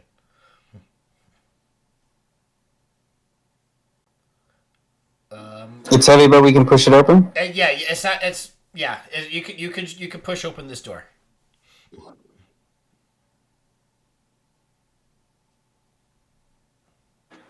Oh, fun. Presented in front of you is a room filled with weapons on racks and they're all a variety of melee weapons.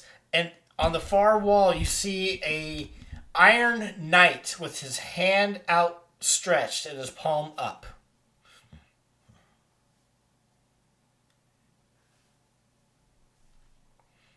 And seems to be a plaque on the wall next to him. I'll cautiously step in here. Slowly make my way over to the rack, or the plaque.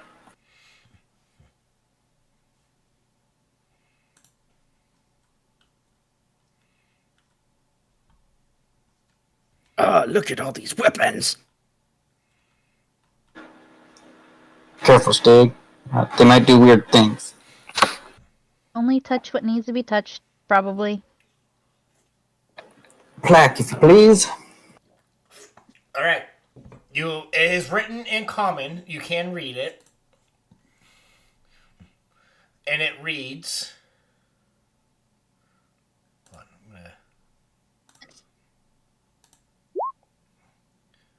It should be in your handout. It says, "What is the greatest weapon? Hand me the greatest weapon." The door outside had a dagger on it, so I don't know if that has anything to do with it. It also had an orb, and I think the greatest weapon is like information and knowledge, wouldn't you say? Are you I saying would we need to certainly cut? say so. Are you saying we need to cut someone's brain out? No, but I think a book might work. Unless a weapon here might represent knowledge and such. Mason, are you saying if you're trying to say that a book is the key to activate something? Because that just sounds stupid. Well, let's see what's on all these racks and then decide.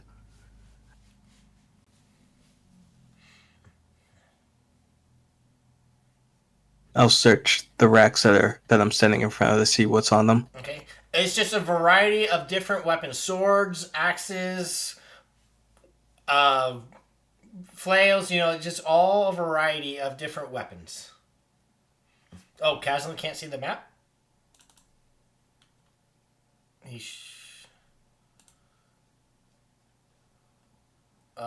should.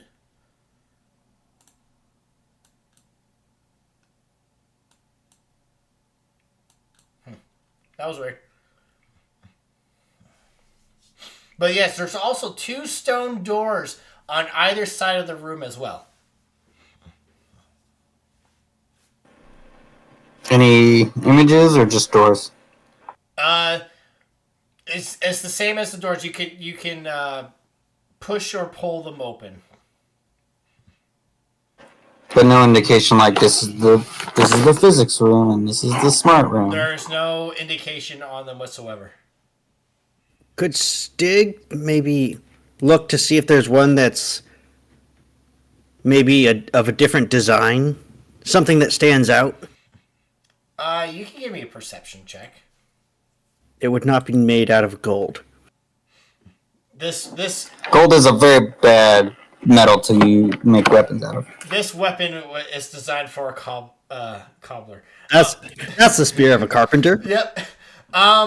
Say you're looking. It's all wood. You're looking around, and these are all. Nothing stands out uniquely about them. These are all just pretty standard weapons. I mean, your Black Marrow's glaive that I made for you is pretty good. But is it like the best weapon? I don't know.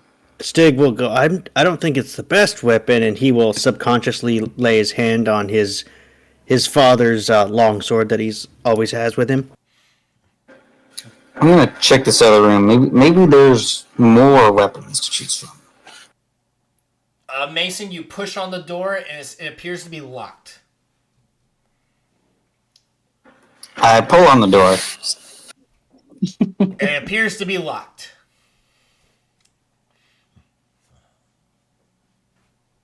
Hey, the answer's not this way. Stig is just going to pull down one of the weapons and inspect it closer. Okay.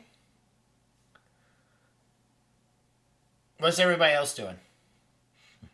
I checked the other door, but can you repeat what was on the inscription one more time? It's in your handouts. It's under what is the greatest weapon. Oh, okay.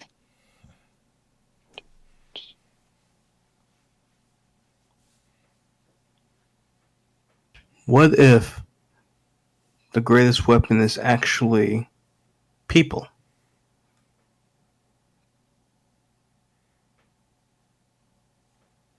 Someone So has what? to grab their hand. What, you think we just go up and like place your hand in his, and Stig does that?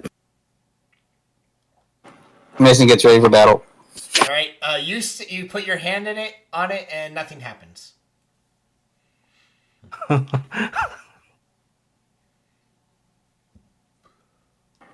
sorry to say this, Stig, but you are not the greatest weapon. Not yet, maybe, but Sometimes it's best not knowing those kinds of things, Stig. I look Oh. at the hand of the thing. Do what? Does it look like at the? Is this a statue? It seems to be a giant suit of armor, like a knight. Oh, suit of armor. I look at the hand that's empty, and I'm like, which one of this looks like it would fit in this hand, based on the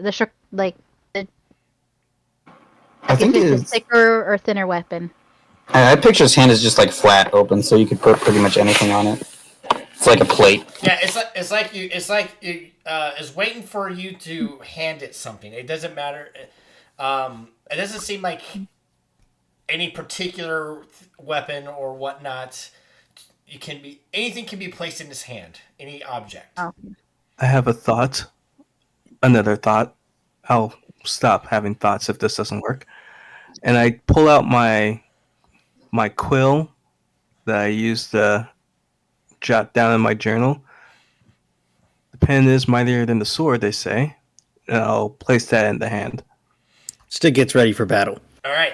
So Galford, you pull out your quill and put it in the hand. It clutches the quill and it roars to life. Coslin, you are outside. The door slams shut and it locks. We are going to roll initiative as the armor comes to life and attacks. Now, I wanted to ask this because I had this thought after Galliford had said he had a thought, so I was going to waiting to say. This statue, it doesn't have like a weapon. It was waiting for a weapon.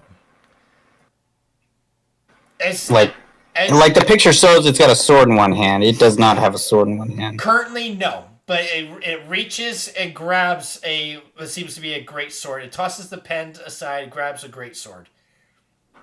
Oh, okay. So my thought was, it was asking for the greatest weapon. You give it a weapon, and then it fights you with that weapon. So I was going to be like, I just think we got the answer wrong. So I was going to be like, be careful what we give it, because we might have to fight against that weapon. So I just had the image of this thing waving this pen around, trying to poke us with it. I thought that's why that might be the safest thing. I also thought it was maybe a trick question.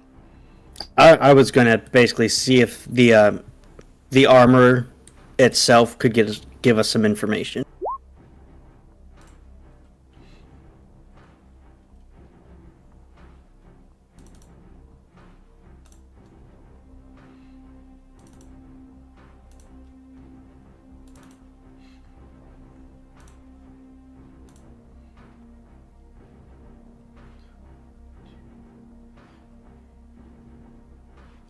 Who am I missing? I'm missing Sig. You're not in initiative for some reason.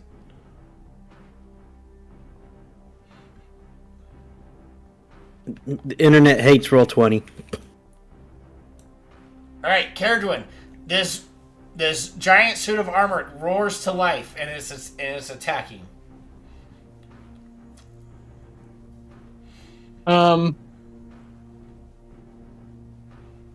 Let's see.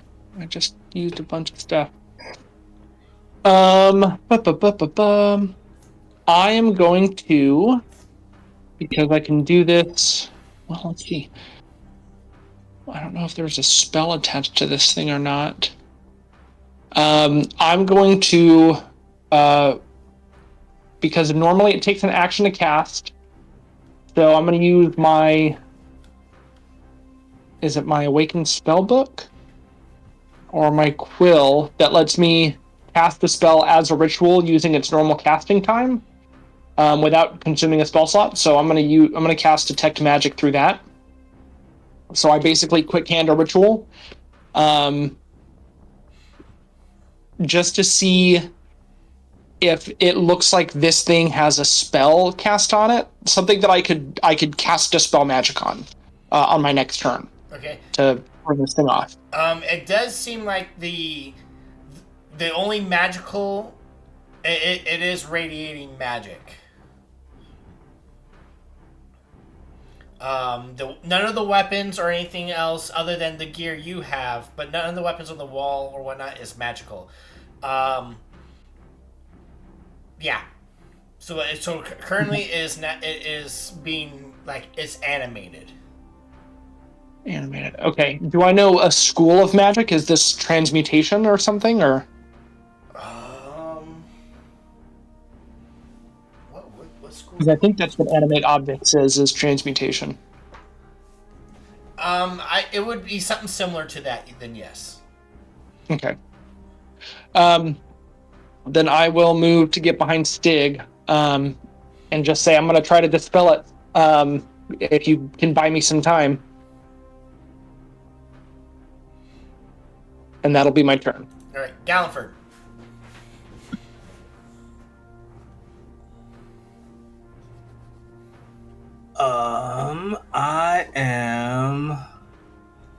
I don't like the looks of this guy. I'm going to trigger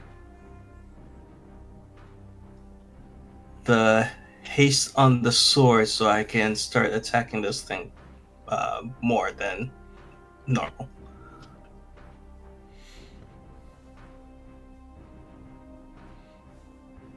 So I will...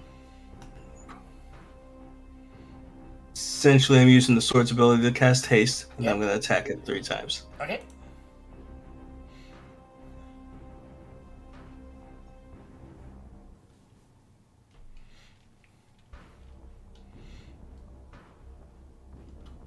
Uh, 20 is the magical number.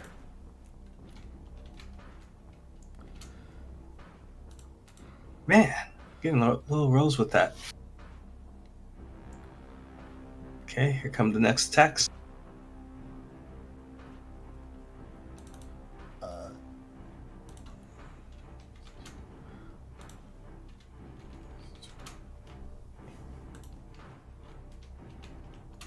here, I will.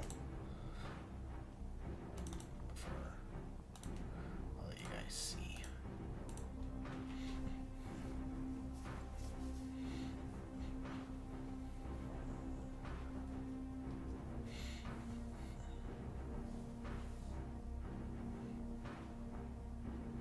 And that's my turn. All right. Mason. We'll go up and start hitting.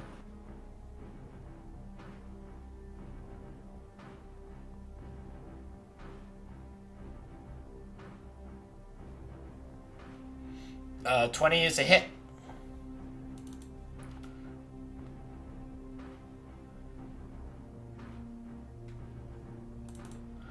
It's actually not immune to necrotic, so it takes 18. Okay, and that's that turn. Alright. It is going to attack you, Galliford, twice, because you're the one that gave it the item.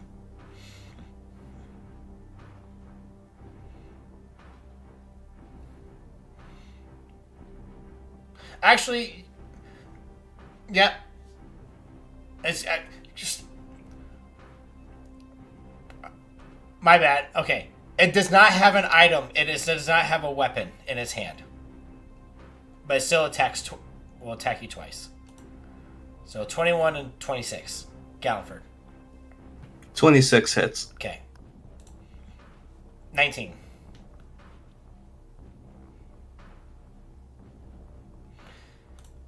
Coslin, you are locked outside and you hear a muffled fight going on.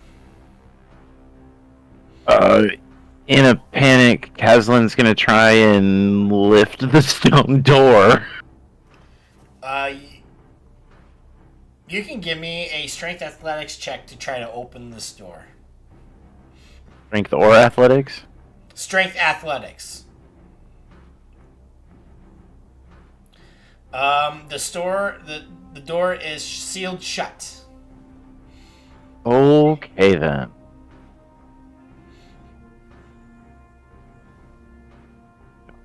Any explosion. I guess I can't do anything else. Alright. Stig. I'm going to step forward and I'm going to try and knock this guy prone.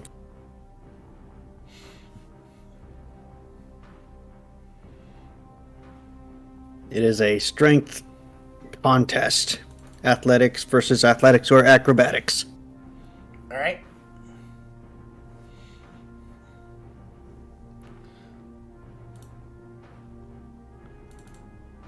He is knocked prone. And that was my first attack. And I'm going to do it again to try and grapple him. Okay. Do I have disadvantage on this? I don't think so. It's just I would have advantage against you. Okay. Ooh. You may knock it prone, but he shoves you off. I go, do it, Caradwin!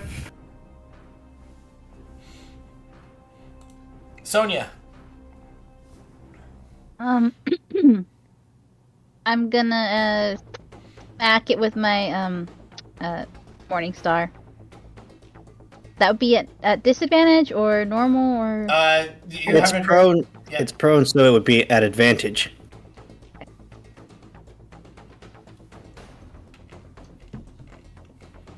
or 21 Hit. for 7 piercing. Wait. Is your Morning Star magical? It is not. It's just a regular mace. I mean, Morning Star. It is immune then to your attacks. Oh, okay. And my sword doesn't do any. I mean, my Morning Star didn't do anything to it. Don't worry, Mason could probably make you something. I'll add it to my list. Caradwin.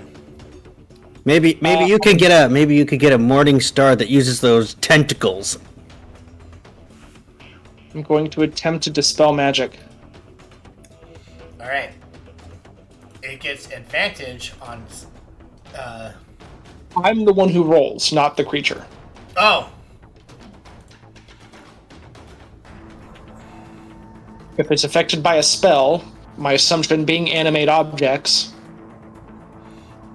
or a contingency or something, then I would roll. Yeah, this is something where Ken describes. Basically, it's like you got to compare it to like what level of spell it would be at. Yeah.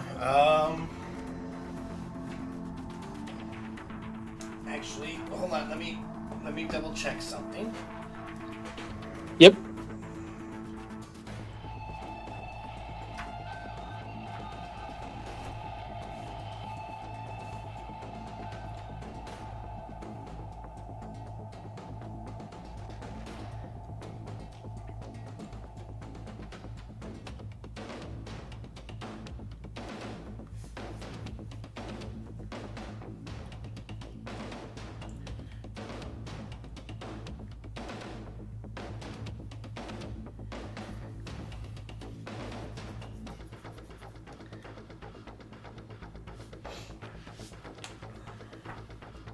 So when we're done with this room, we're taking all these weapons back up, right? Oh yeah. I mean, we've got a whole armory we can fill and soldier guard people to arm. I'm not sure if we have the armory yet.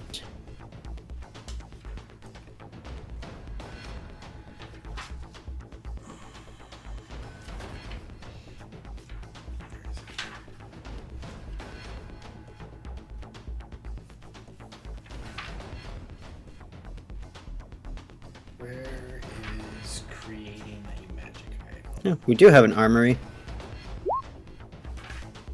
So if we have a basement, would this be our sub-basement, our sub-sub-basement? It's our dungeon. Oh, yeah, I guess we can just call it our dungeon. Most wizards build a tower. I dig deep. I mean, yeah, you just build a tower going down. Exactly. What is a dungeon but not a inverse wizard's tower? Could also train a spy unit down here or something. A secret spy unit? Now I'm thinking of Zakuza. I know, that was my that too. Caradwin, go ahead. You heard about Zakuzo? What happened to him, right? Oh, we're going back. Caradwin, go ahead and give me the roll. Alright. Please God.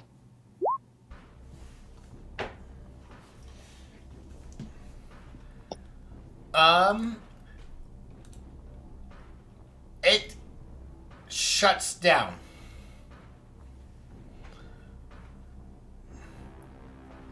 But it stands right back up.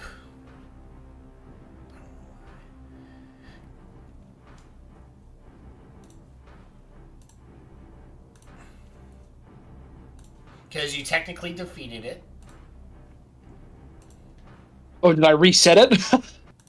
It goes back to it goes back to its pedestal. It basically stands back up.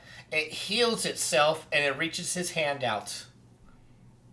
All right. Well, I reset it, but I don't think. I mean, if we mess up again, it's just going to attack us again. And the So maybe let's door not begin. and Kazlan, your door is unlocked.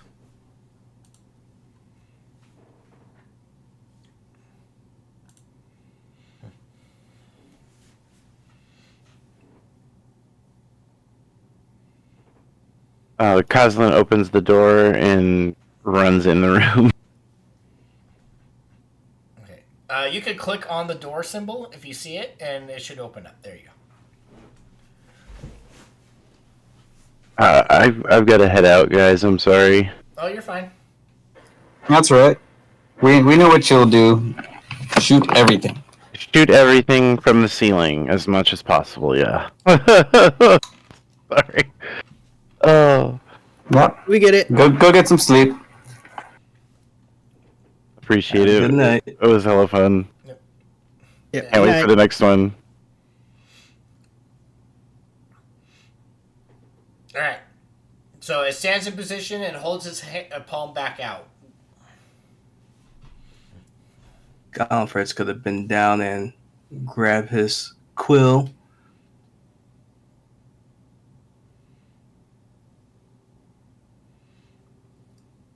All right, we're back to square one. So, hand me the greatest weapon. It's not a person. It's not a pen. It looked like he just grabbed the nearest thing to him to attack us. So I was mistaken. That was my bad. My bad as DM. He attacked with his fists. He attacked with his fist. Okay, he punched the shit out of him. I still like the idea that he punched with the fist that he had the pen in. Yeah, he tried to John Wick us with that pen. You are still alive. Apparently, this is not the greatest weapon. Try again. But yeah, we can give him something in here, but we might have to look around to see what makes one weapon greater than another. Could be weight, could be name, it could be a great sword, great axe.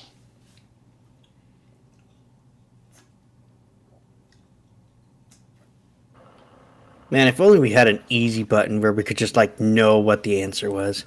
Yeah, I'm doing identify right now. I just need to write the runes on the ground. I'm ritually casting identify On what? on the statue. Okay.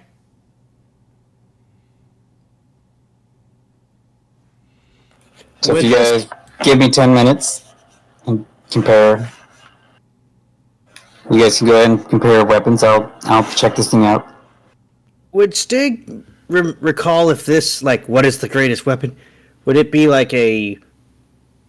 Is this like a famous saying? Kind of like the pen is mightier than the sword? Where it's like the greatest weapon is one you never wield. You can go ahead and give me It's the Iron Man quote. The greatest weapon is the one you only have to use once.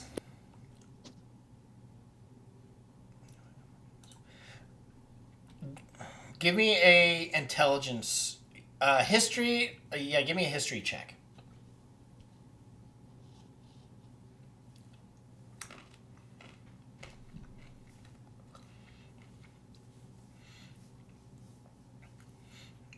There is a saying that you believe that none of these weapons are the answer, but it is something else that is known as the greatest weapon. It's on the tip of your tongue, but you just can't think of it. But you can definitely know it's not a weapon itself. Yeah, it's that metaphors.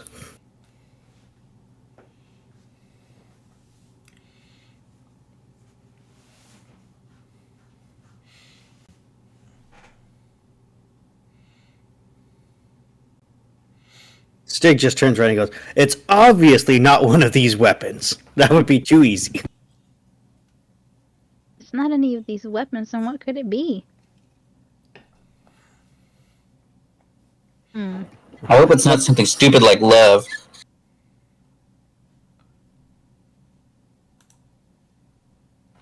Let me know when my ritual is finished, Chris. All right.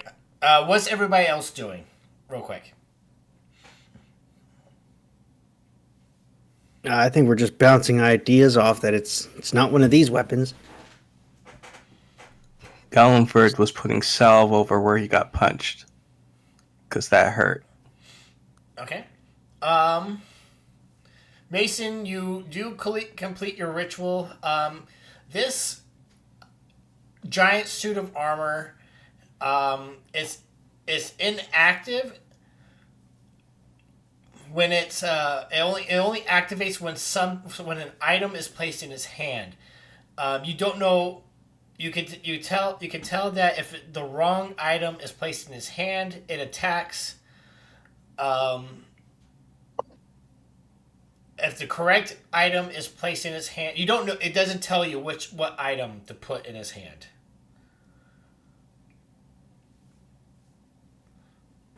If item is not thing, fight. If item is thing, open doors. Yes. I don't know what thing is though. Correct.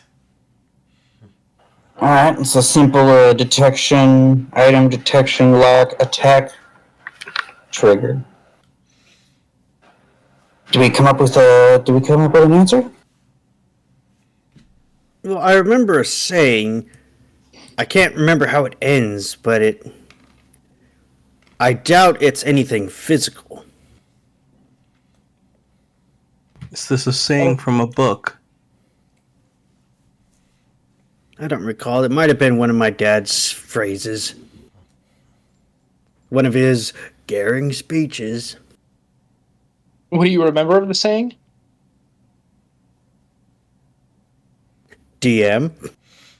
You again with your 13, you don't recall the exact the saying. It's just it's slipping your mind. He knows he's heard it. He just doesn't know where. Yes. Like I don't know the exact wording, but I remember there's a saying about the greatest weapon that I heard from somewhere that depicts that it's like not a conventional weapon you can think of.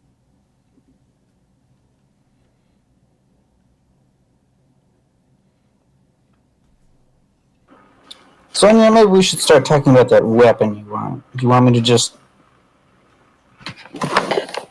I've got these tendrils, and they reach really far, and they grab things. I might be able to make it maybe a little bit longer... What do you use? A Morningstar? Maybe I can give you a little bit longer Morningstar or something. Yeah, I mean, it sounds nice in theory, but I don't... Is there any way to mask the tentacles so they don't look like tentacles? That is the problem with using creature parts is I can decorate all you want, but at its core it's still gonna be that thing. And it doesn't have to be these tentacles, it's just these are all I have right now. So I have a weird suggestion based on what Mason said earlier about it being, intellect. And Stig saying that it's something symbolic and not physical, potentially. If we're going with the idea that the greatest weapon is the mind or knowledge, we can try a spell book, or I can use my manifest mind, summon my little dude, and see if he can activate the hand.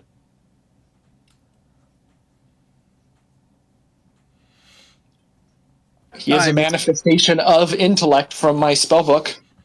I mean, it can't hurt worse than what he did to us last time. Yeah, I mean, if we can't figure out, we got to fight him anyway, right? Do you want me to use my spellbook? Because I think you need to use... I think you need to hold on to your spellbook. Well, I'm not putting my spellbook on there. I'm putting the manifestation of my spellbook on there. So the little purple dude that I summon is a manifestation of my spellbook. So this little guy. I mean, you can try, but I doubt that he is the greatest weapon. No, Because but if I it's also have a symbolic spell thing- book, and I can swing with my hammer if he doesn't let the spell book go. And actually, to be honest, Mason, if my spellbook does get destroyed, it's super easy to replace. I just need any book. Oh, that's a lot easier than to replace mine. I'd have to copy it all back.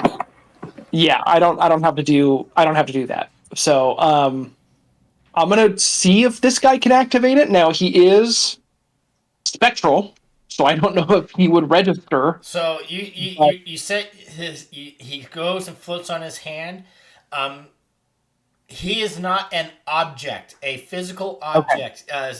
So Mason, you would know a physical object must be placed in his hand. Then I will play maybe my a spell focus. Well, we're gonna try the physical book now. Yeah, I'll try my spellbook. And my spellbook has a lot of very unique properties in it because of my subclass. It does count as my arcane focus. It has a lot of magic tied to it. Let's see if it works. All right, you place your spell book in his hand. It clenches your spell book, roars to life, and attacks. Okay.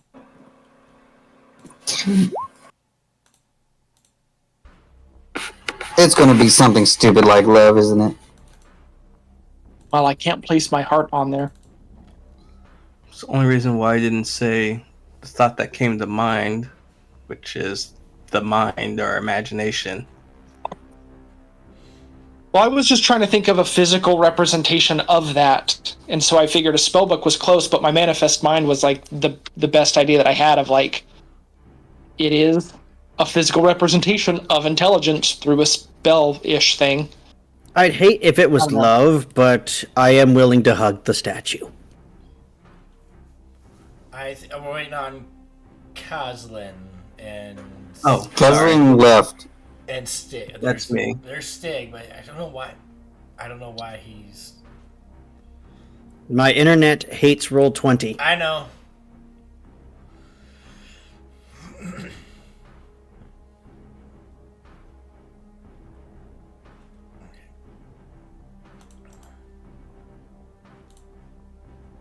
Oh, no. Okay. I know we're essentially doing initiative, but can I hand Sonya my mace, like before combat starts, or do I have to do that on my turn? I would say when it's roaring to life, you could hand Sonya your mace if she is. I'll just show it to her and be like, "This is magic. Use this." We did spend 10 minutes here. Yes. Oh yeah, the door closes and locks. Stig, Koslin, who wants to go first? Stig will go first. Okay. Gallenford, Mason. You can go first, Mason. Okay. All right, Stig. I'm gonna knock it over. Okay. 14. That's a 14. It's a 9. It's prone. Right. And then I'm gonna try and hold it down. Okay. As using his fist, it doesn't have a weapon, so 12. you have this thing grappled. All right, I'm gonna be proned, and I'm gonna be grappling him. And there you go. Do it, Caradwin. All right, Koslin. Kazlin, I believe Kazlin is going to jump onto the ceiling and fire 2 arrows at it. That's exactly what he's going to do. So the room is a square, so it's a 30 by 30 by 30, so 30 feet up in the air.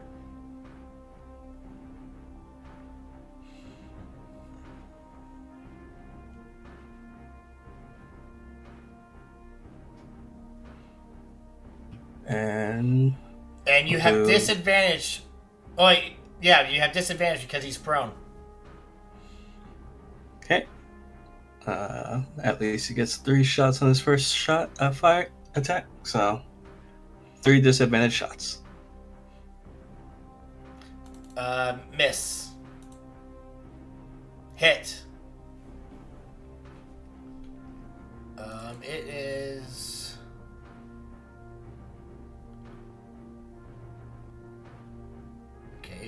You guys, it is magical, so it does take the poison. 14 will miss. So 13.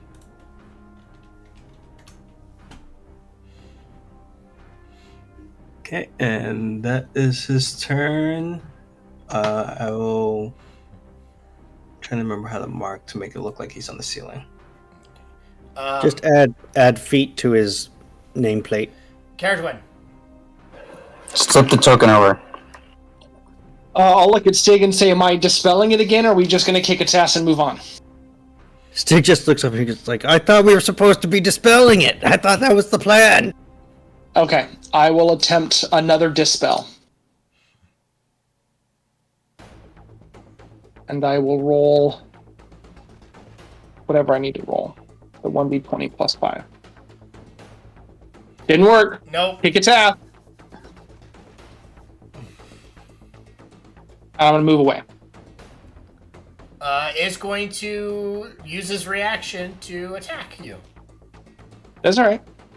It's a disadvantage because yeah. you're grappled, or no? It's disadvantage because I'm prone. Okay, sweet. Prone does not cause disadvantage. Oh, then... Yes, it does. Does it? Wait, yeah, that's right. Yes. So, an 18. I will shield, and it'll miss. Okay. Sonia. Gonna step up in front and hit it with my magic mace. Thank you, Mason. I'll give it back to you after this combat. You're just... Alright. So... 11 plus 14 is 25. Alright. Do you do your max crit damage rules here? I just put it in. I didn't. Oh. I'm just saying if we do the max crit rolls, it's not 11 plus 14. It's more than that. Well, yeah, it's the max crit rules that we've always been using.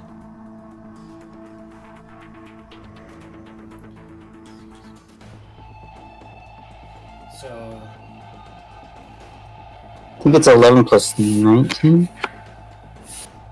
Yeah, 11 plus 19. So, 30.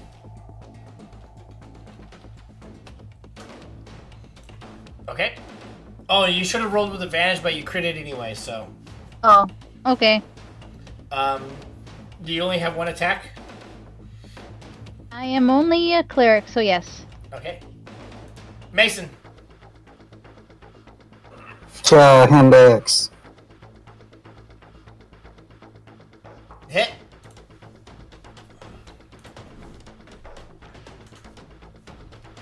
Crit. This will be a total of 9. Alright. I don't know if you can see its health bar, but you're chipping away its health. Yeah, we're chipping away. End turn. Galliford.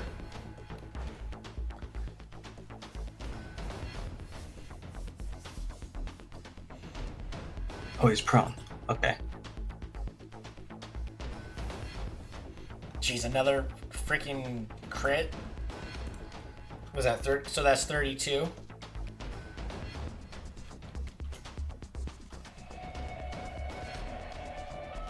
And here comes his second attack. Hit.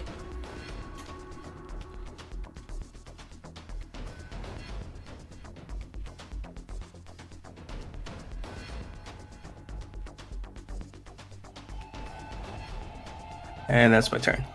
Alright. The golem is going to try to break free from your grasp, Sig.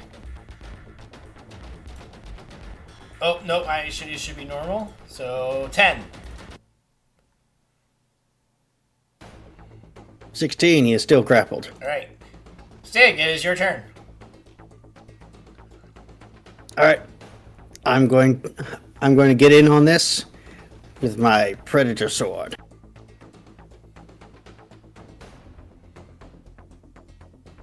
A 12.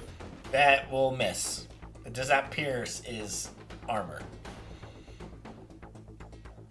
A 15. Unfortunately, it still does not pierce his armor. Okay. You should be rolling with it. Oh, you're prone too. You said you're prone. Yeah. Advantage, disadvantage, normal. Yep. Okay. Is that it? Yep. Kazlin. Kazlin will fire at disadvantage. You're trying not to hit Stig as Stig has it wrestled to the ground. Hit.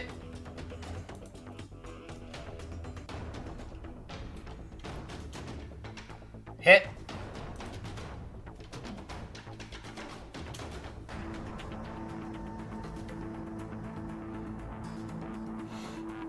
And that's his turn. All right. Caradwin.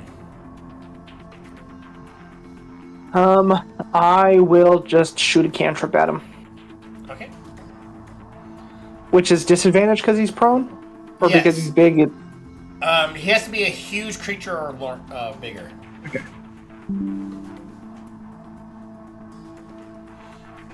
13 will not pierce. Oh. Well, you do not pierce his armor. Okay. Is that it? Cool. Yep, that's all I can do. Sonia. Hit the mace again. At advantage. 24. Hit. 18. All right.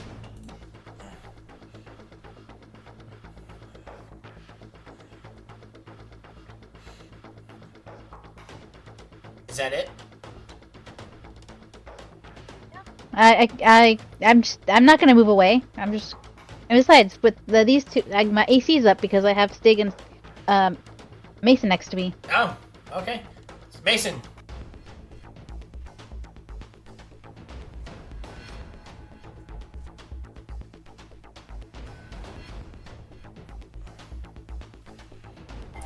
I need to start carrying a better secondary than this hand axe.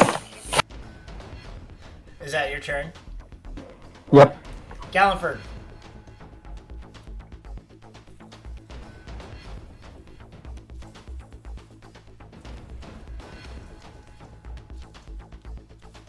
A 19 will miss. Darn. He has a 20 AC. 16 will hit. I mean,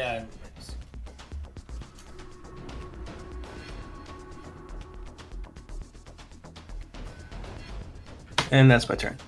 Alright. It's going to try again. You know what? It's going to try to punch you, Stig. With Caradwin's book.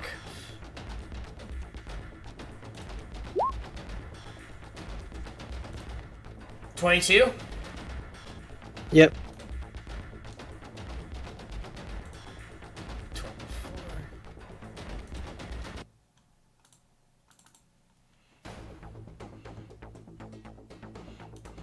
Stig, it is your turn as it punches you in the face twice.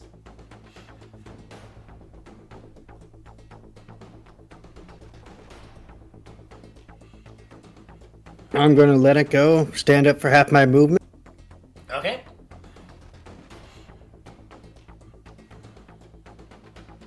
And I'm going to just start, and I'm going to join in and hit this thing.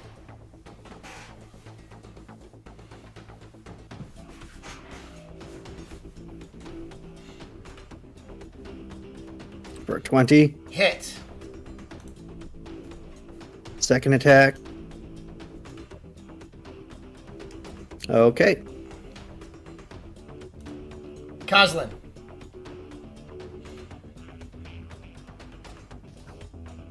Two attacks at disadvantage. Hit.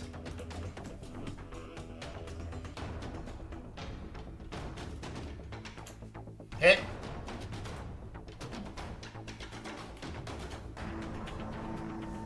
And that's his turn. Caradwin.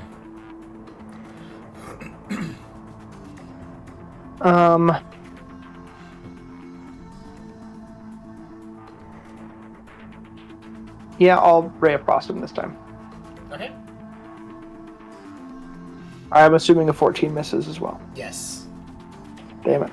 One of these spells will work. That's my turn. Sonia. Okay, back with the mace. Honestly, I think I might take you up on that offer, Mason. This is a really good weapon. It's really nice, isn't it? Crit. I think I did it right this time. So Yep, that's the right damage. If you keep hitting like this, you can keep. 9 plus 15.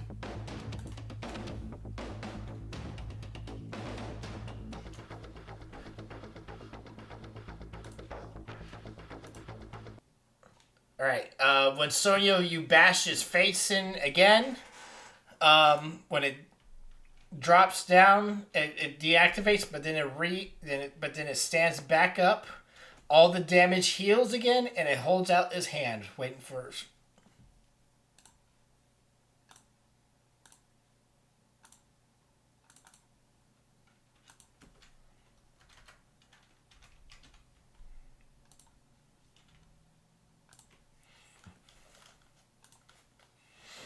Mason's gonna sit down and rack his brain for the greatest weapon quote. Let's see. Okay. Go ahead and give me a history check. Can I do the same? Kind of put our brains together on this one a little bit. Yeah, if anybody wants to give me a history check to try to think of the same, you can give me a history check. Stig is gonna sit down holding his bloody nose. He goes, I don't know how many more times we can do this, guys. That's a 14. I still had advantage from the attacking. Caradwin, you've heard that gold is the greatest weapon of all time. Because gold can buy loyalty, weapons themselves, as a very useful tool to get what you want. And there is a gold weapon in here, right? You don't see any gold weapons in the room. Okay. I'm gonna put a piece of gold in his hand. All right, you pull out a gold piece, you place it in his hand, it clenches it, so you lose 1 gold. And then the doors unlock. Who was it that said gold earlier? And then changed their mind? Well, we said that gold didn't make a very good weapon because it's a weak metal and all that stuff. Yeah. I was quoting Indiana Jones saying it wouldn't be made out of gold. Oh, that's actually funny. I don't remember that from Indiana Jones. That's awesome. Yeah. I've been playing that game, by the way, The Great Circle, and it's fucking rad. So the quote is they're looking for the Grail, and they're saying it's not going to be made out of gold. Yeah, Elsa walks up and she said it wouldn't be made out of gold, and then Jones says that's the cup of a carpenter. But yeah, so it is holding the gold coin, and the 2 doors on the sides, you hear them unlock. Well, short rest. I need to regain some spells. You can take a short rest if you want. Stig could use some help. And I will play a Song of Rest. Didn't mean to open that door. You know the best part, Caradwin? We can, go back up to our house. Our house is upstairs. We could. It would not be far. And now that we know the answer to this riddle, even if it, locks us again, we just put another gold piece in. It's a good idea. We could call it quits for the day. Yeah, we could go up and long rest and come back down. We've got time. Let's collect all these weapons. Let's collect all these weapons. I'm gonna leave 5 gold on the floor right here in case we forget. Are you guys seriously climbing all the way back up? Hey, we're on house arrest. We have all the time in the world.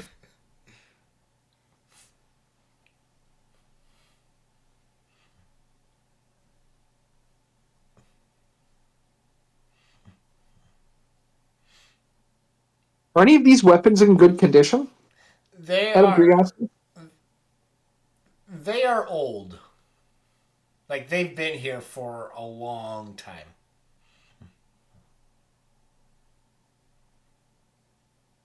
Remember, this place was this. You think this was built during the Great War between the gods and the Great Old Ones? I mean, it's still good iron, right?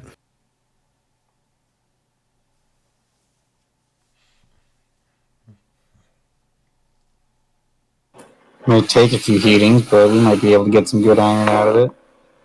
Yeah, melt it down and resmelt it into something new. You'll need a forge for that. We have a forge. I thought Yeah, we you, could have one. I thought you had a workshop. Well, at least on the list, I think it says forge when it gets installed or something. Or maybe I think that's we have when it like gets an upgraded. arcane forge. Yeah, we do have an arcane forge. I don't know why. That's upkeep. So we have upkeep for the forge, but yeah, we have an arcane forge level 2 outside. Okay. So Yeah. you guys are.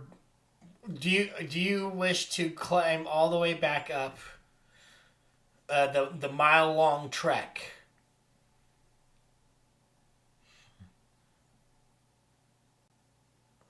I didn't think it was a mile long. That's a long trek.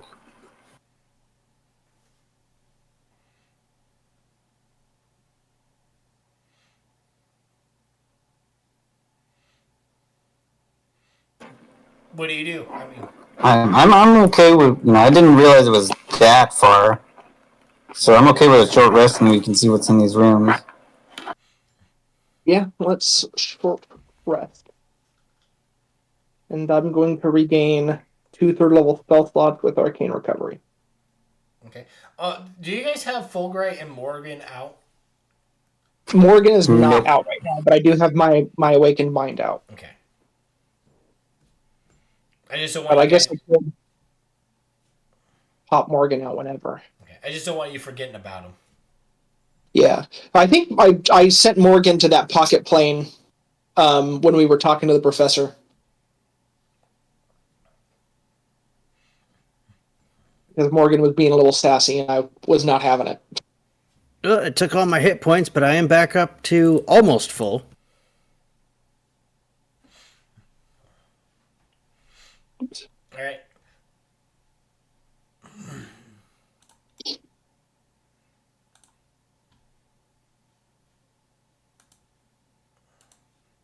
So, Left door or right door? Do either door have any depictions on them? No. they're just. We already checked. No. I'm gonna go check the right door. I'll go with Mason.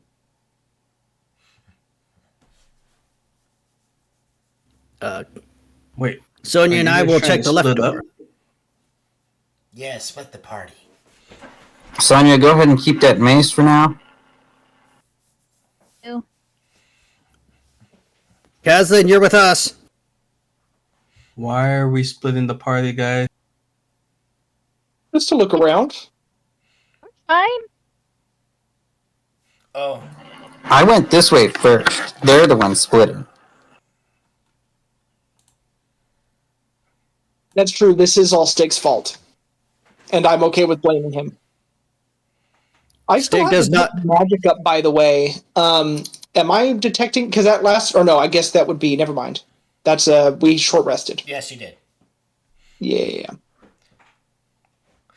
Stig, Sonia, and Kazlin, you see a room, and there are 4 statues in this corner, in each corner, and you see another door ahead, but it seems to have some sort of writing on it.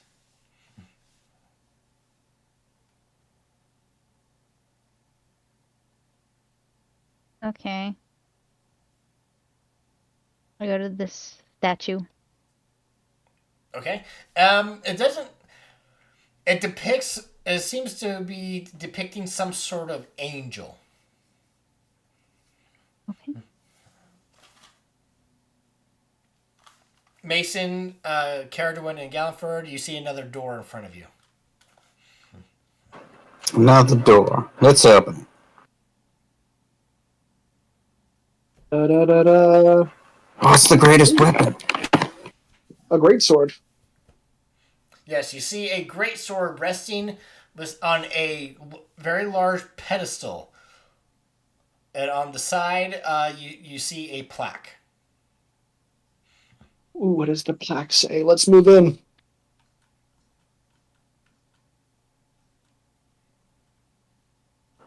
Fortunate, it's a great sword. If it was just a regular sword, could have found a replacement. On the plaque, it says, I am a warning. I am punishment. I am a part of life. I am not often desired. What is my name? I'm a warning. I'm a punishment. I'm a part of light. I put it in your handouts as say my name. Say my name. Say my name.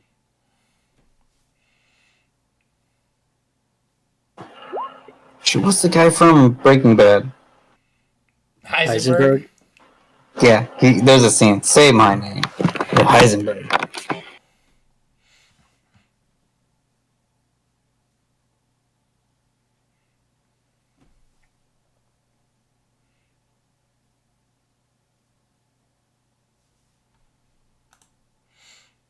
Sig, what languages can you speak?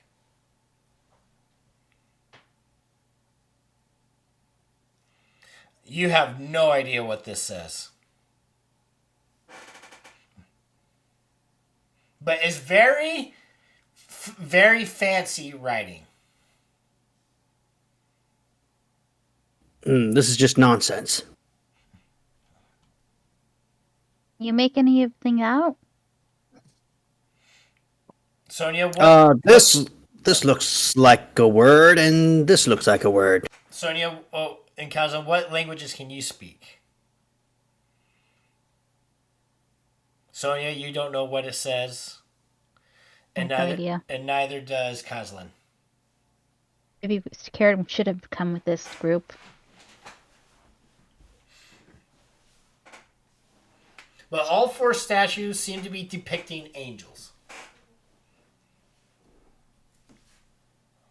Depicting what? Angels. They're all angels. Oh man, I don't know what this could be. Warning. I'm punishment. I'm a part of life. I'm often not desired. I mean, the thing that comes to my mind is death. That was my thought too, because you're a part of life, but you're not often desired, so you would be death. Death also does act as a warning and a punishment for those who defy.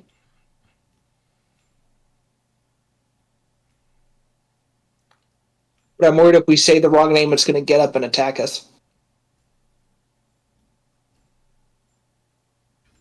Maybe we should grab the others before attempting this, because that looks like a pretty nasty weapon. I am going to cast message to Stig. Be like, we found a great sword. It's got a riddle. Want to see? Stig turns to the other two and they go, they need us. We'll have to deal with this later.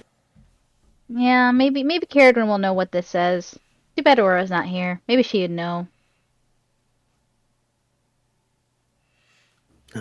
She would guide us through the dark with the light brimming from her blade as she smites down the darkness. Clearly, this Very place poetic. is cursed. Maybe you should write that down and send it to her. Yes, I should. Stig rummages round to see if he has any paper. He does not. You know, I think Galliford does.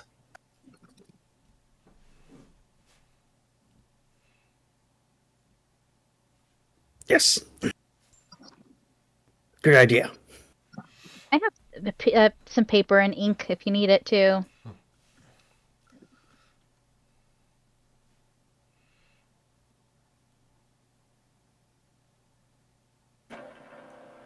while we're kind of waiting for the others to get here, can Mason see about this next door?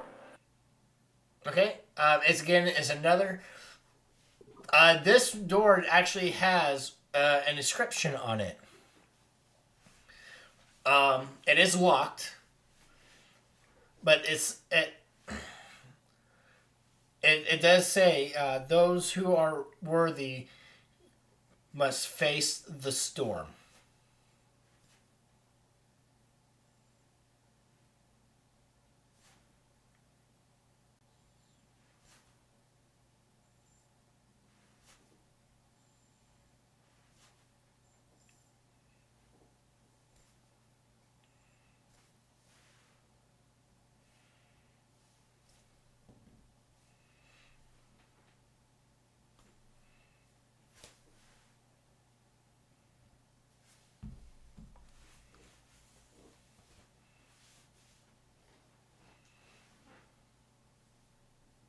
And the door up there said, the worthy face the storm.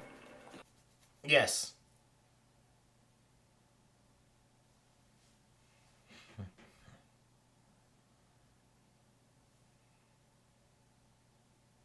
I agree. This sounds like death. The only thing I could think of. Is there anything, the last one was the greatest weapon. Is there, like, any other part to that, whatever that was, that includes this? Like, it's all one long poem? Give me an insight check.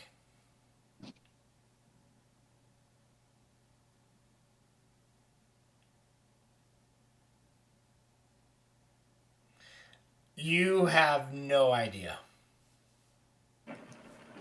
Do you guys think this is some sort of dungeon? Like, we just came from that prison, jail, security place. You think this is another one of those? Did they happen during the same time period? Sorry, Sonia.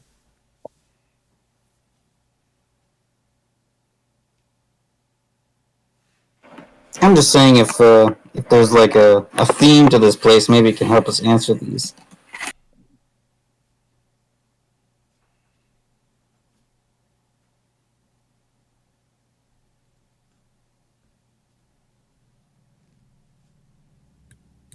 Does Stig recognize the blade?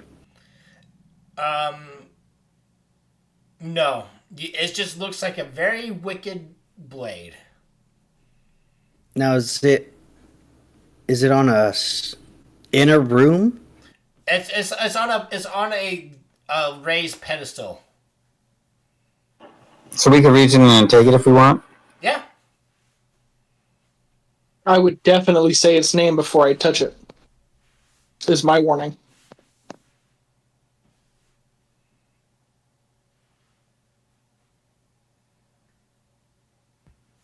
When we looked through old documents of this place, did we find descriptions of the former members? No.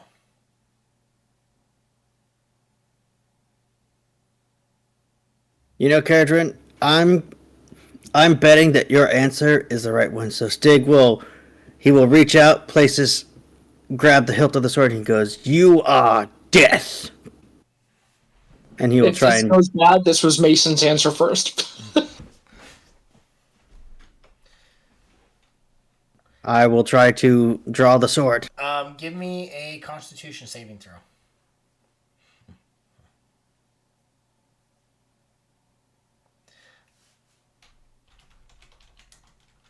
I am worthy. Damn. You take 11 points of damage.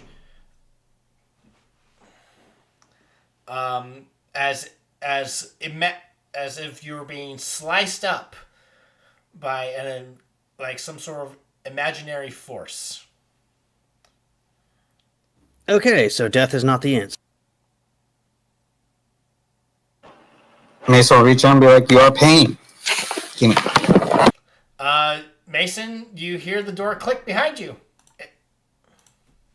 Oh, pain is good. Hell yeah. And you didn't even have to prick your finger. I'm glad I could inspire you. I think it was Caradrin who said something about, like, it's gonna hurt or it's gonna be painful if we get it wrong. And I'm like, well, pain is also mental. So am I able to pick the sword up, or did it just like unlock? And the door is unlocked, but you could pick up the sword, no problem. I'll pick it up and take a look at it. Okay, you pick up this massive gray sword.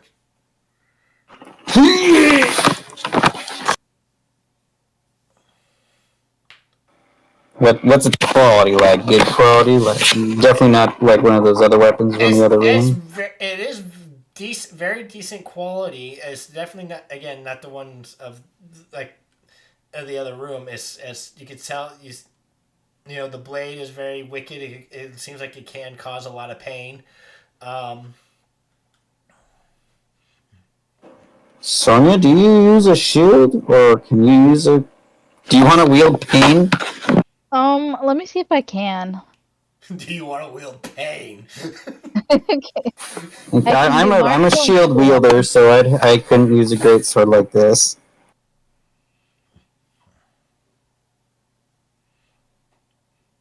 Martial weapons and simple weapons. So technically, Sonya, you can.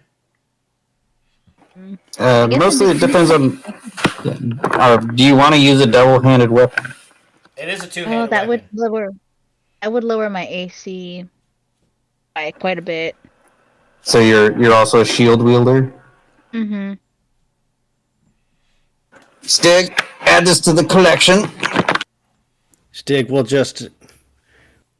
Well, who's got the bag of holding, Gallenford? It's always on me. Well, I'll first, open it up. can we inspect this blade to see does it have any properties, or is it just a great sword? Well, it's definitely good qualities. We can spend 10 minutes here, and I can identify all of the little things. If you say so, Gallenford, bag. I open it up so you can place it in. Maybe I can reforge it into something smaller, but we'll see. We'll see what it's got on it. All right. You let Mason take 10 minutes to cast Identify. Nope, we're doing that We're later. gonna shove it in the bag and inspect it later. Okay.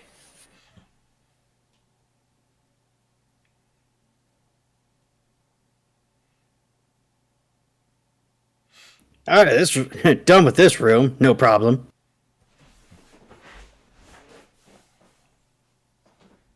Stig will open the next door. He hasn't gotten to open it. Well, he did. He opened the big door.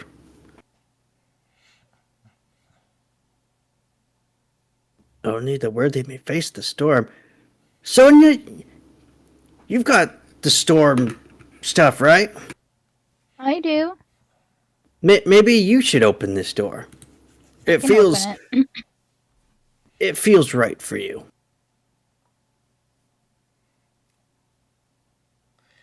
You see the stairs descending deeper down into the earth.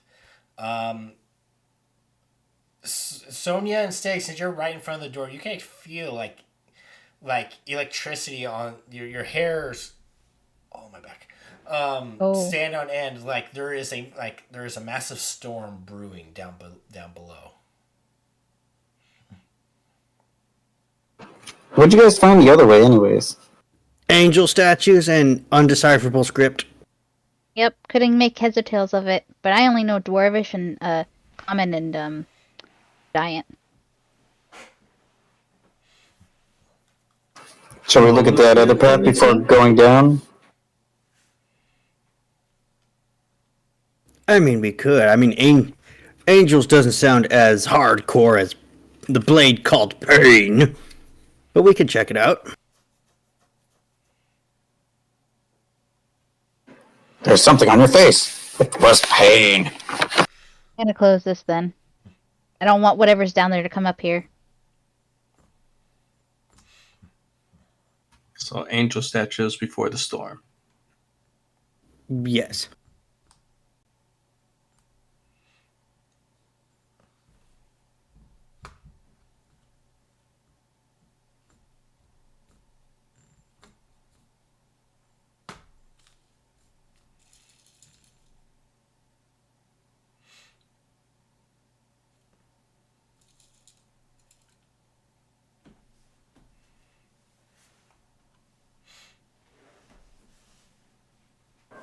All right, Chris, what if did you can keep me up with them, I'm taking notes. Oh, yeah, I'll move you up. All right, you see four. Those of you have not that have entering this room for the first time. You see four angel statues in each corner of this room, and there's some script on the door in front of you. All right, can I understand the script? You cannot. Okay. How about now? You can now. It is celestial. Oh, yeah, I So, was gonna take that. Gardrin, did you do that as a ritual? Yes, I'm gonna have to do it as a ritual. So when Stig sees Caradwin sit down to do the ritual, he Pull the sword out. pull the sword out. All right. I'll show it to everybody. But this is what it says in celestial. It should be in your handouts called Around the Door.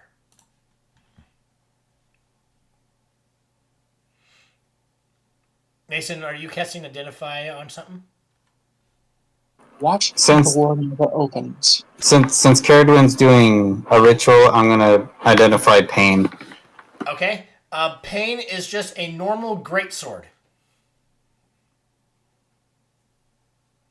Wow, what a dick. I know, right? The weapon specifically. But you think you can definitely enchant it. Yeah, but nobody uses a greatsword except for Stig, and he's loaded down with other better weapons. I can't believe the Black weapon Marrow. would hurt him and then have the balls to not be a magical weapon. Fuck that sword, dude. Melt it down. I mean, it is called pain. It's just like, haha, I gotcha. Yeah, we're gonna melt that sword down for sure. Oh yeah. And I hope that Just sword takes it as a threat. enchant it to be like a +1 weapon, and it's like pain, so, but price it really high. Yeah, people would eat that shit up. We got to move these statues so they don't look at the door. If we can move the statues, but This is just a stupid decorative sword. I'm so angry. Oh, that's smart, Caradwin. a watch door never opens, so no eyes can be on the door. Yeah, you notice, Caradwin, as you say that, all the statues in the room are looking at the door. Yeah, turn them around, face them away. Where's the plaque located? Turn the. Whoa, guys! You're turning the angels away. I heard it's bad luck to turn angel statues away from each other so they're not being seen. I heard a story I've once. heard that superstition as well. That's a type of demon. It's called a weeping angel. It's a bit. Somebody thought it was funny to call them that, but they're really devils or demon something. Sonia, you can easily you turn away the statue. I believe they're called gargoyles. It's a type of gargoyle. One down. I'm gonna try to turn this one, but I am weak. I am wizard. No arm strength. It is you can with enough oomph. You're able. It does move easily. You hear the stone grinding on stone. I leave my little dude behind in this room. Oh, where did he go? He's back in the room. Oh, there he is. Okay. Next to chasm. I turned this one as well.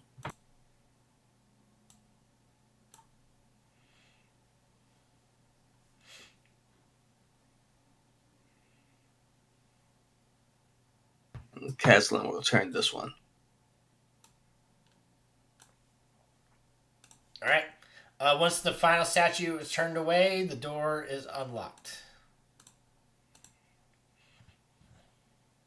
Da da da da. Next puzzle. Ooh. Stairs. And more hall. You see stairs going down again down into the earth, but there is a plaque on the wall. Ooh, what does the plaque say? It says floss daily.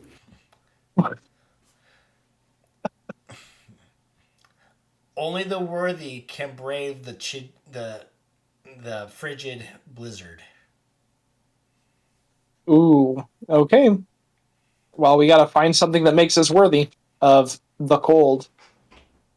Stig's eyes are drawn to the fire ganassi in our midst. Okay, just because I burn hot doesn't mean I'm okay in the cold. Yeah, haven't you And in the seen the cold? show Mega Man? Iceman and Fireman beat each other up very effectively.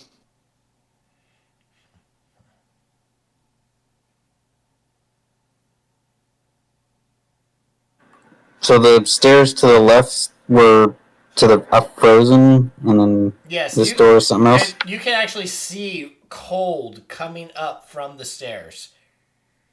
Ooh, fog. Love it.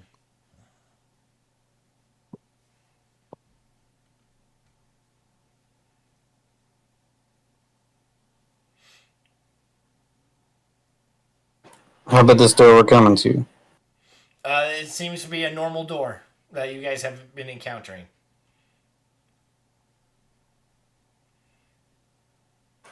Catherine, you gonna open it, or you want one of us to?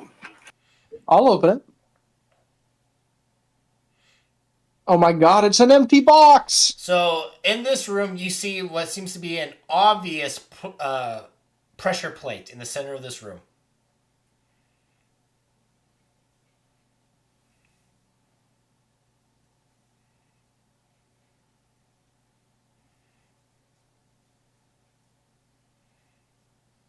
Stig goes to the next door.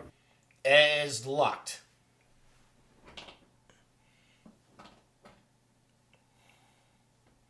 Any plaques in this room? You do not see any plaques in this room. You just see the pressure plate. All right, Payne. I think we found a use for you.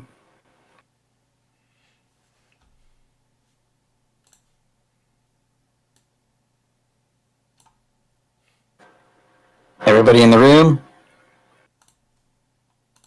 Believe so.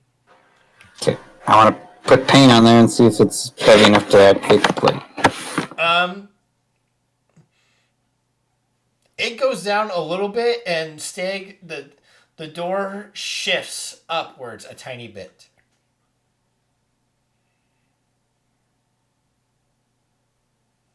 I go and I step on the plate. All right. More weight goes down, and the door opens up more. We need more weight, guys. Pretty heavy. I'm pretty light, but I'll give it a try.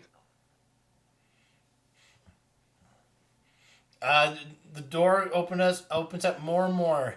The more weight you put on it, it seems again it opens up more and more, but it doesn't seem to be opening up all the way for anybody to squeeze by. Mason Gallenford, squeeze on. But I can't stand in somebody else's square. With all of you on it, it does not. Even with all of you on it, it does not seem to. The door does not seem to open up for even one person to squeeze underneath it. Can I see through it? Is there like an opening that I can see through? If you crouch down and look underneath, you just see more stonework beyond it. Like another hallway. Can I summon, because I think I can do it in range, can I summon Morgan over there? If you can see there, I think you can, yeah. Ooh, I have a great idea.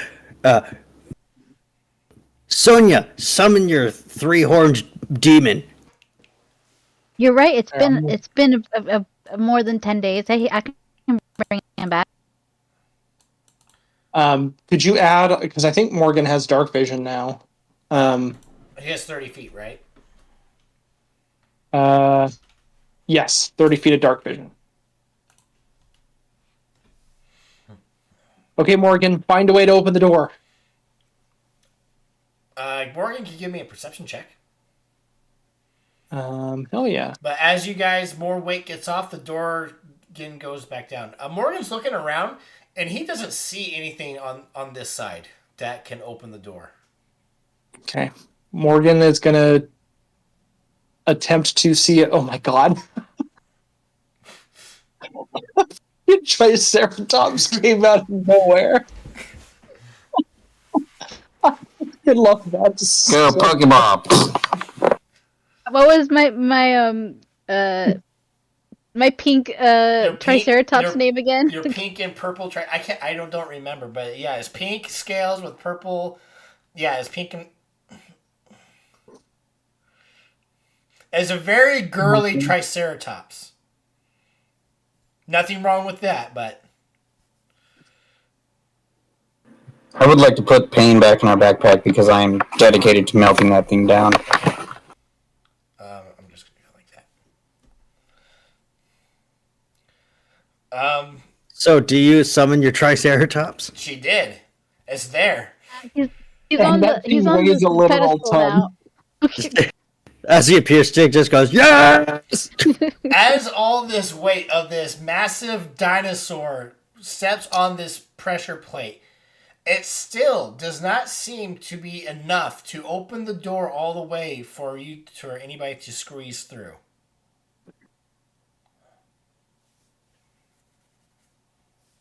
I think a specific item needs to be on this. Is there any writing anywhere? Or this door is just locked and it's not going to go up until we unlock it. Probably through those other paths.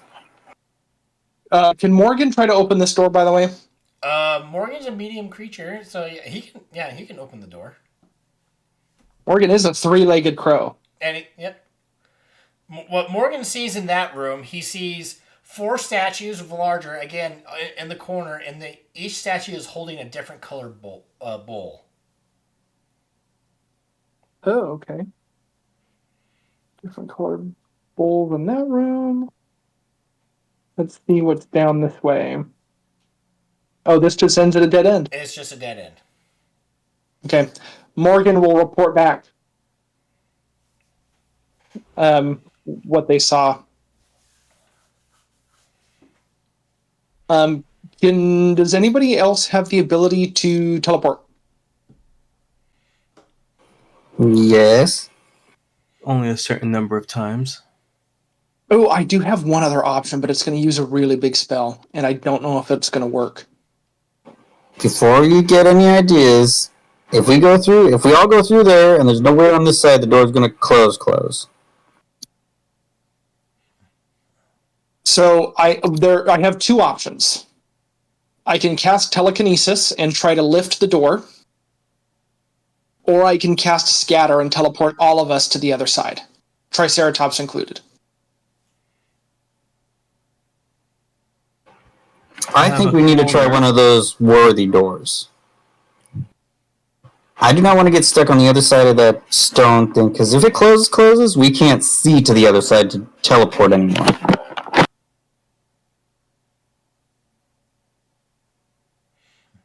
I'm going to bonus action dismiss Morgan from that side of the room well, I don't need to see Morgan to do that, actually. But Did you see what lies beyond? there's a dead-end hallway on one side, and then a room with 4 pedestals that are holding bowls that have different colors. And that's as far as that investigation went, because I figured that was a puzzle we should all be there for.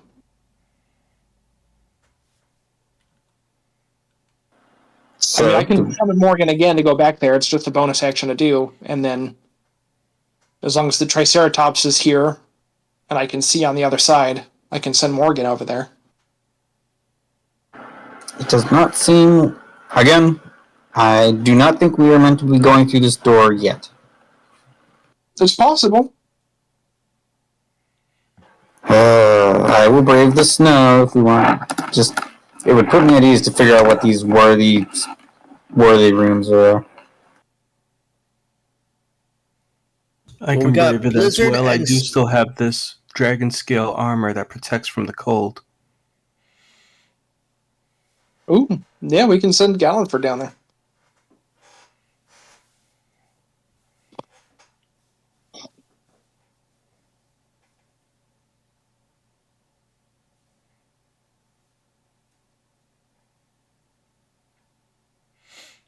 All right, let's go brave the cold, shall we?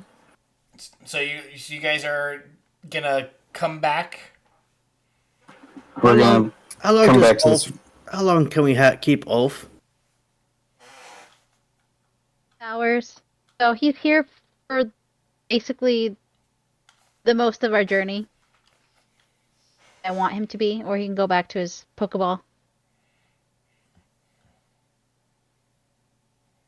Like, if you put him back in his Pokeball, do you have to like wait for to Yeah, I'm resummon gonna him? have to wait 10 days. So His name is Ulf. Yep. I love that. Wolf kind of does a little like the dog thing where he scratches, or does like a little like leg thing when he scratches his chin. Oh, he's adorable. He's the best. I mean, if he can just stay out for like 8 hours, he can just have a nap there if we need him. Okay, stay here, Ulf. Be good. Watch the door. Yeah, if you need something to chew on, we got this great sword. All right. I'll take it. You all head. Give him pain. God. You all head back out and go to the icy steps where frigid air comes up from the steps, and we're gonna end the session there for the evening. All right.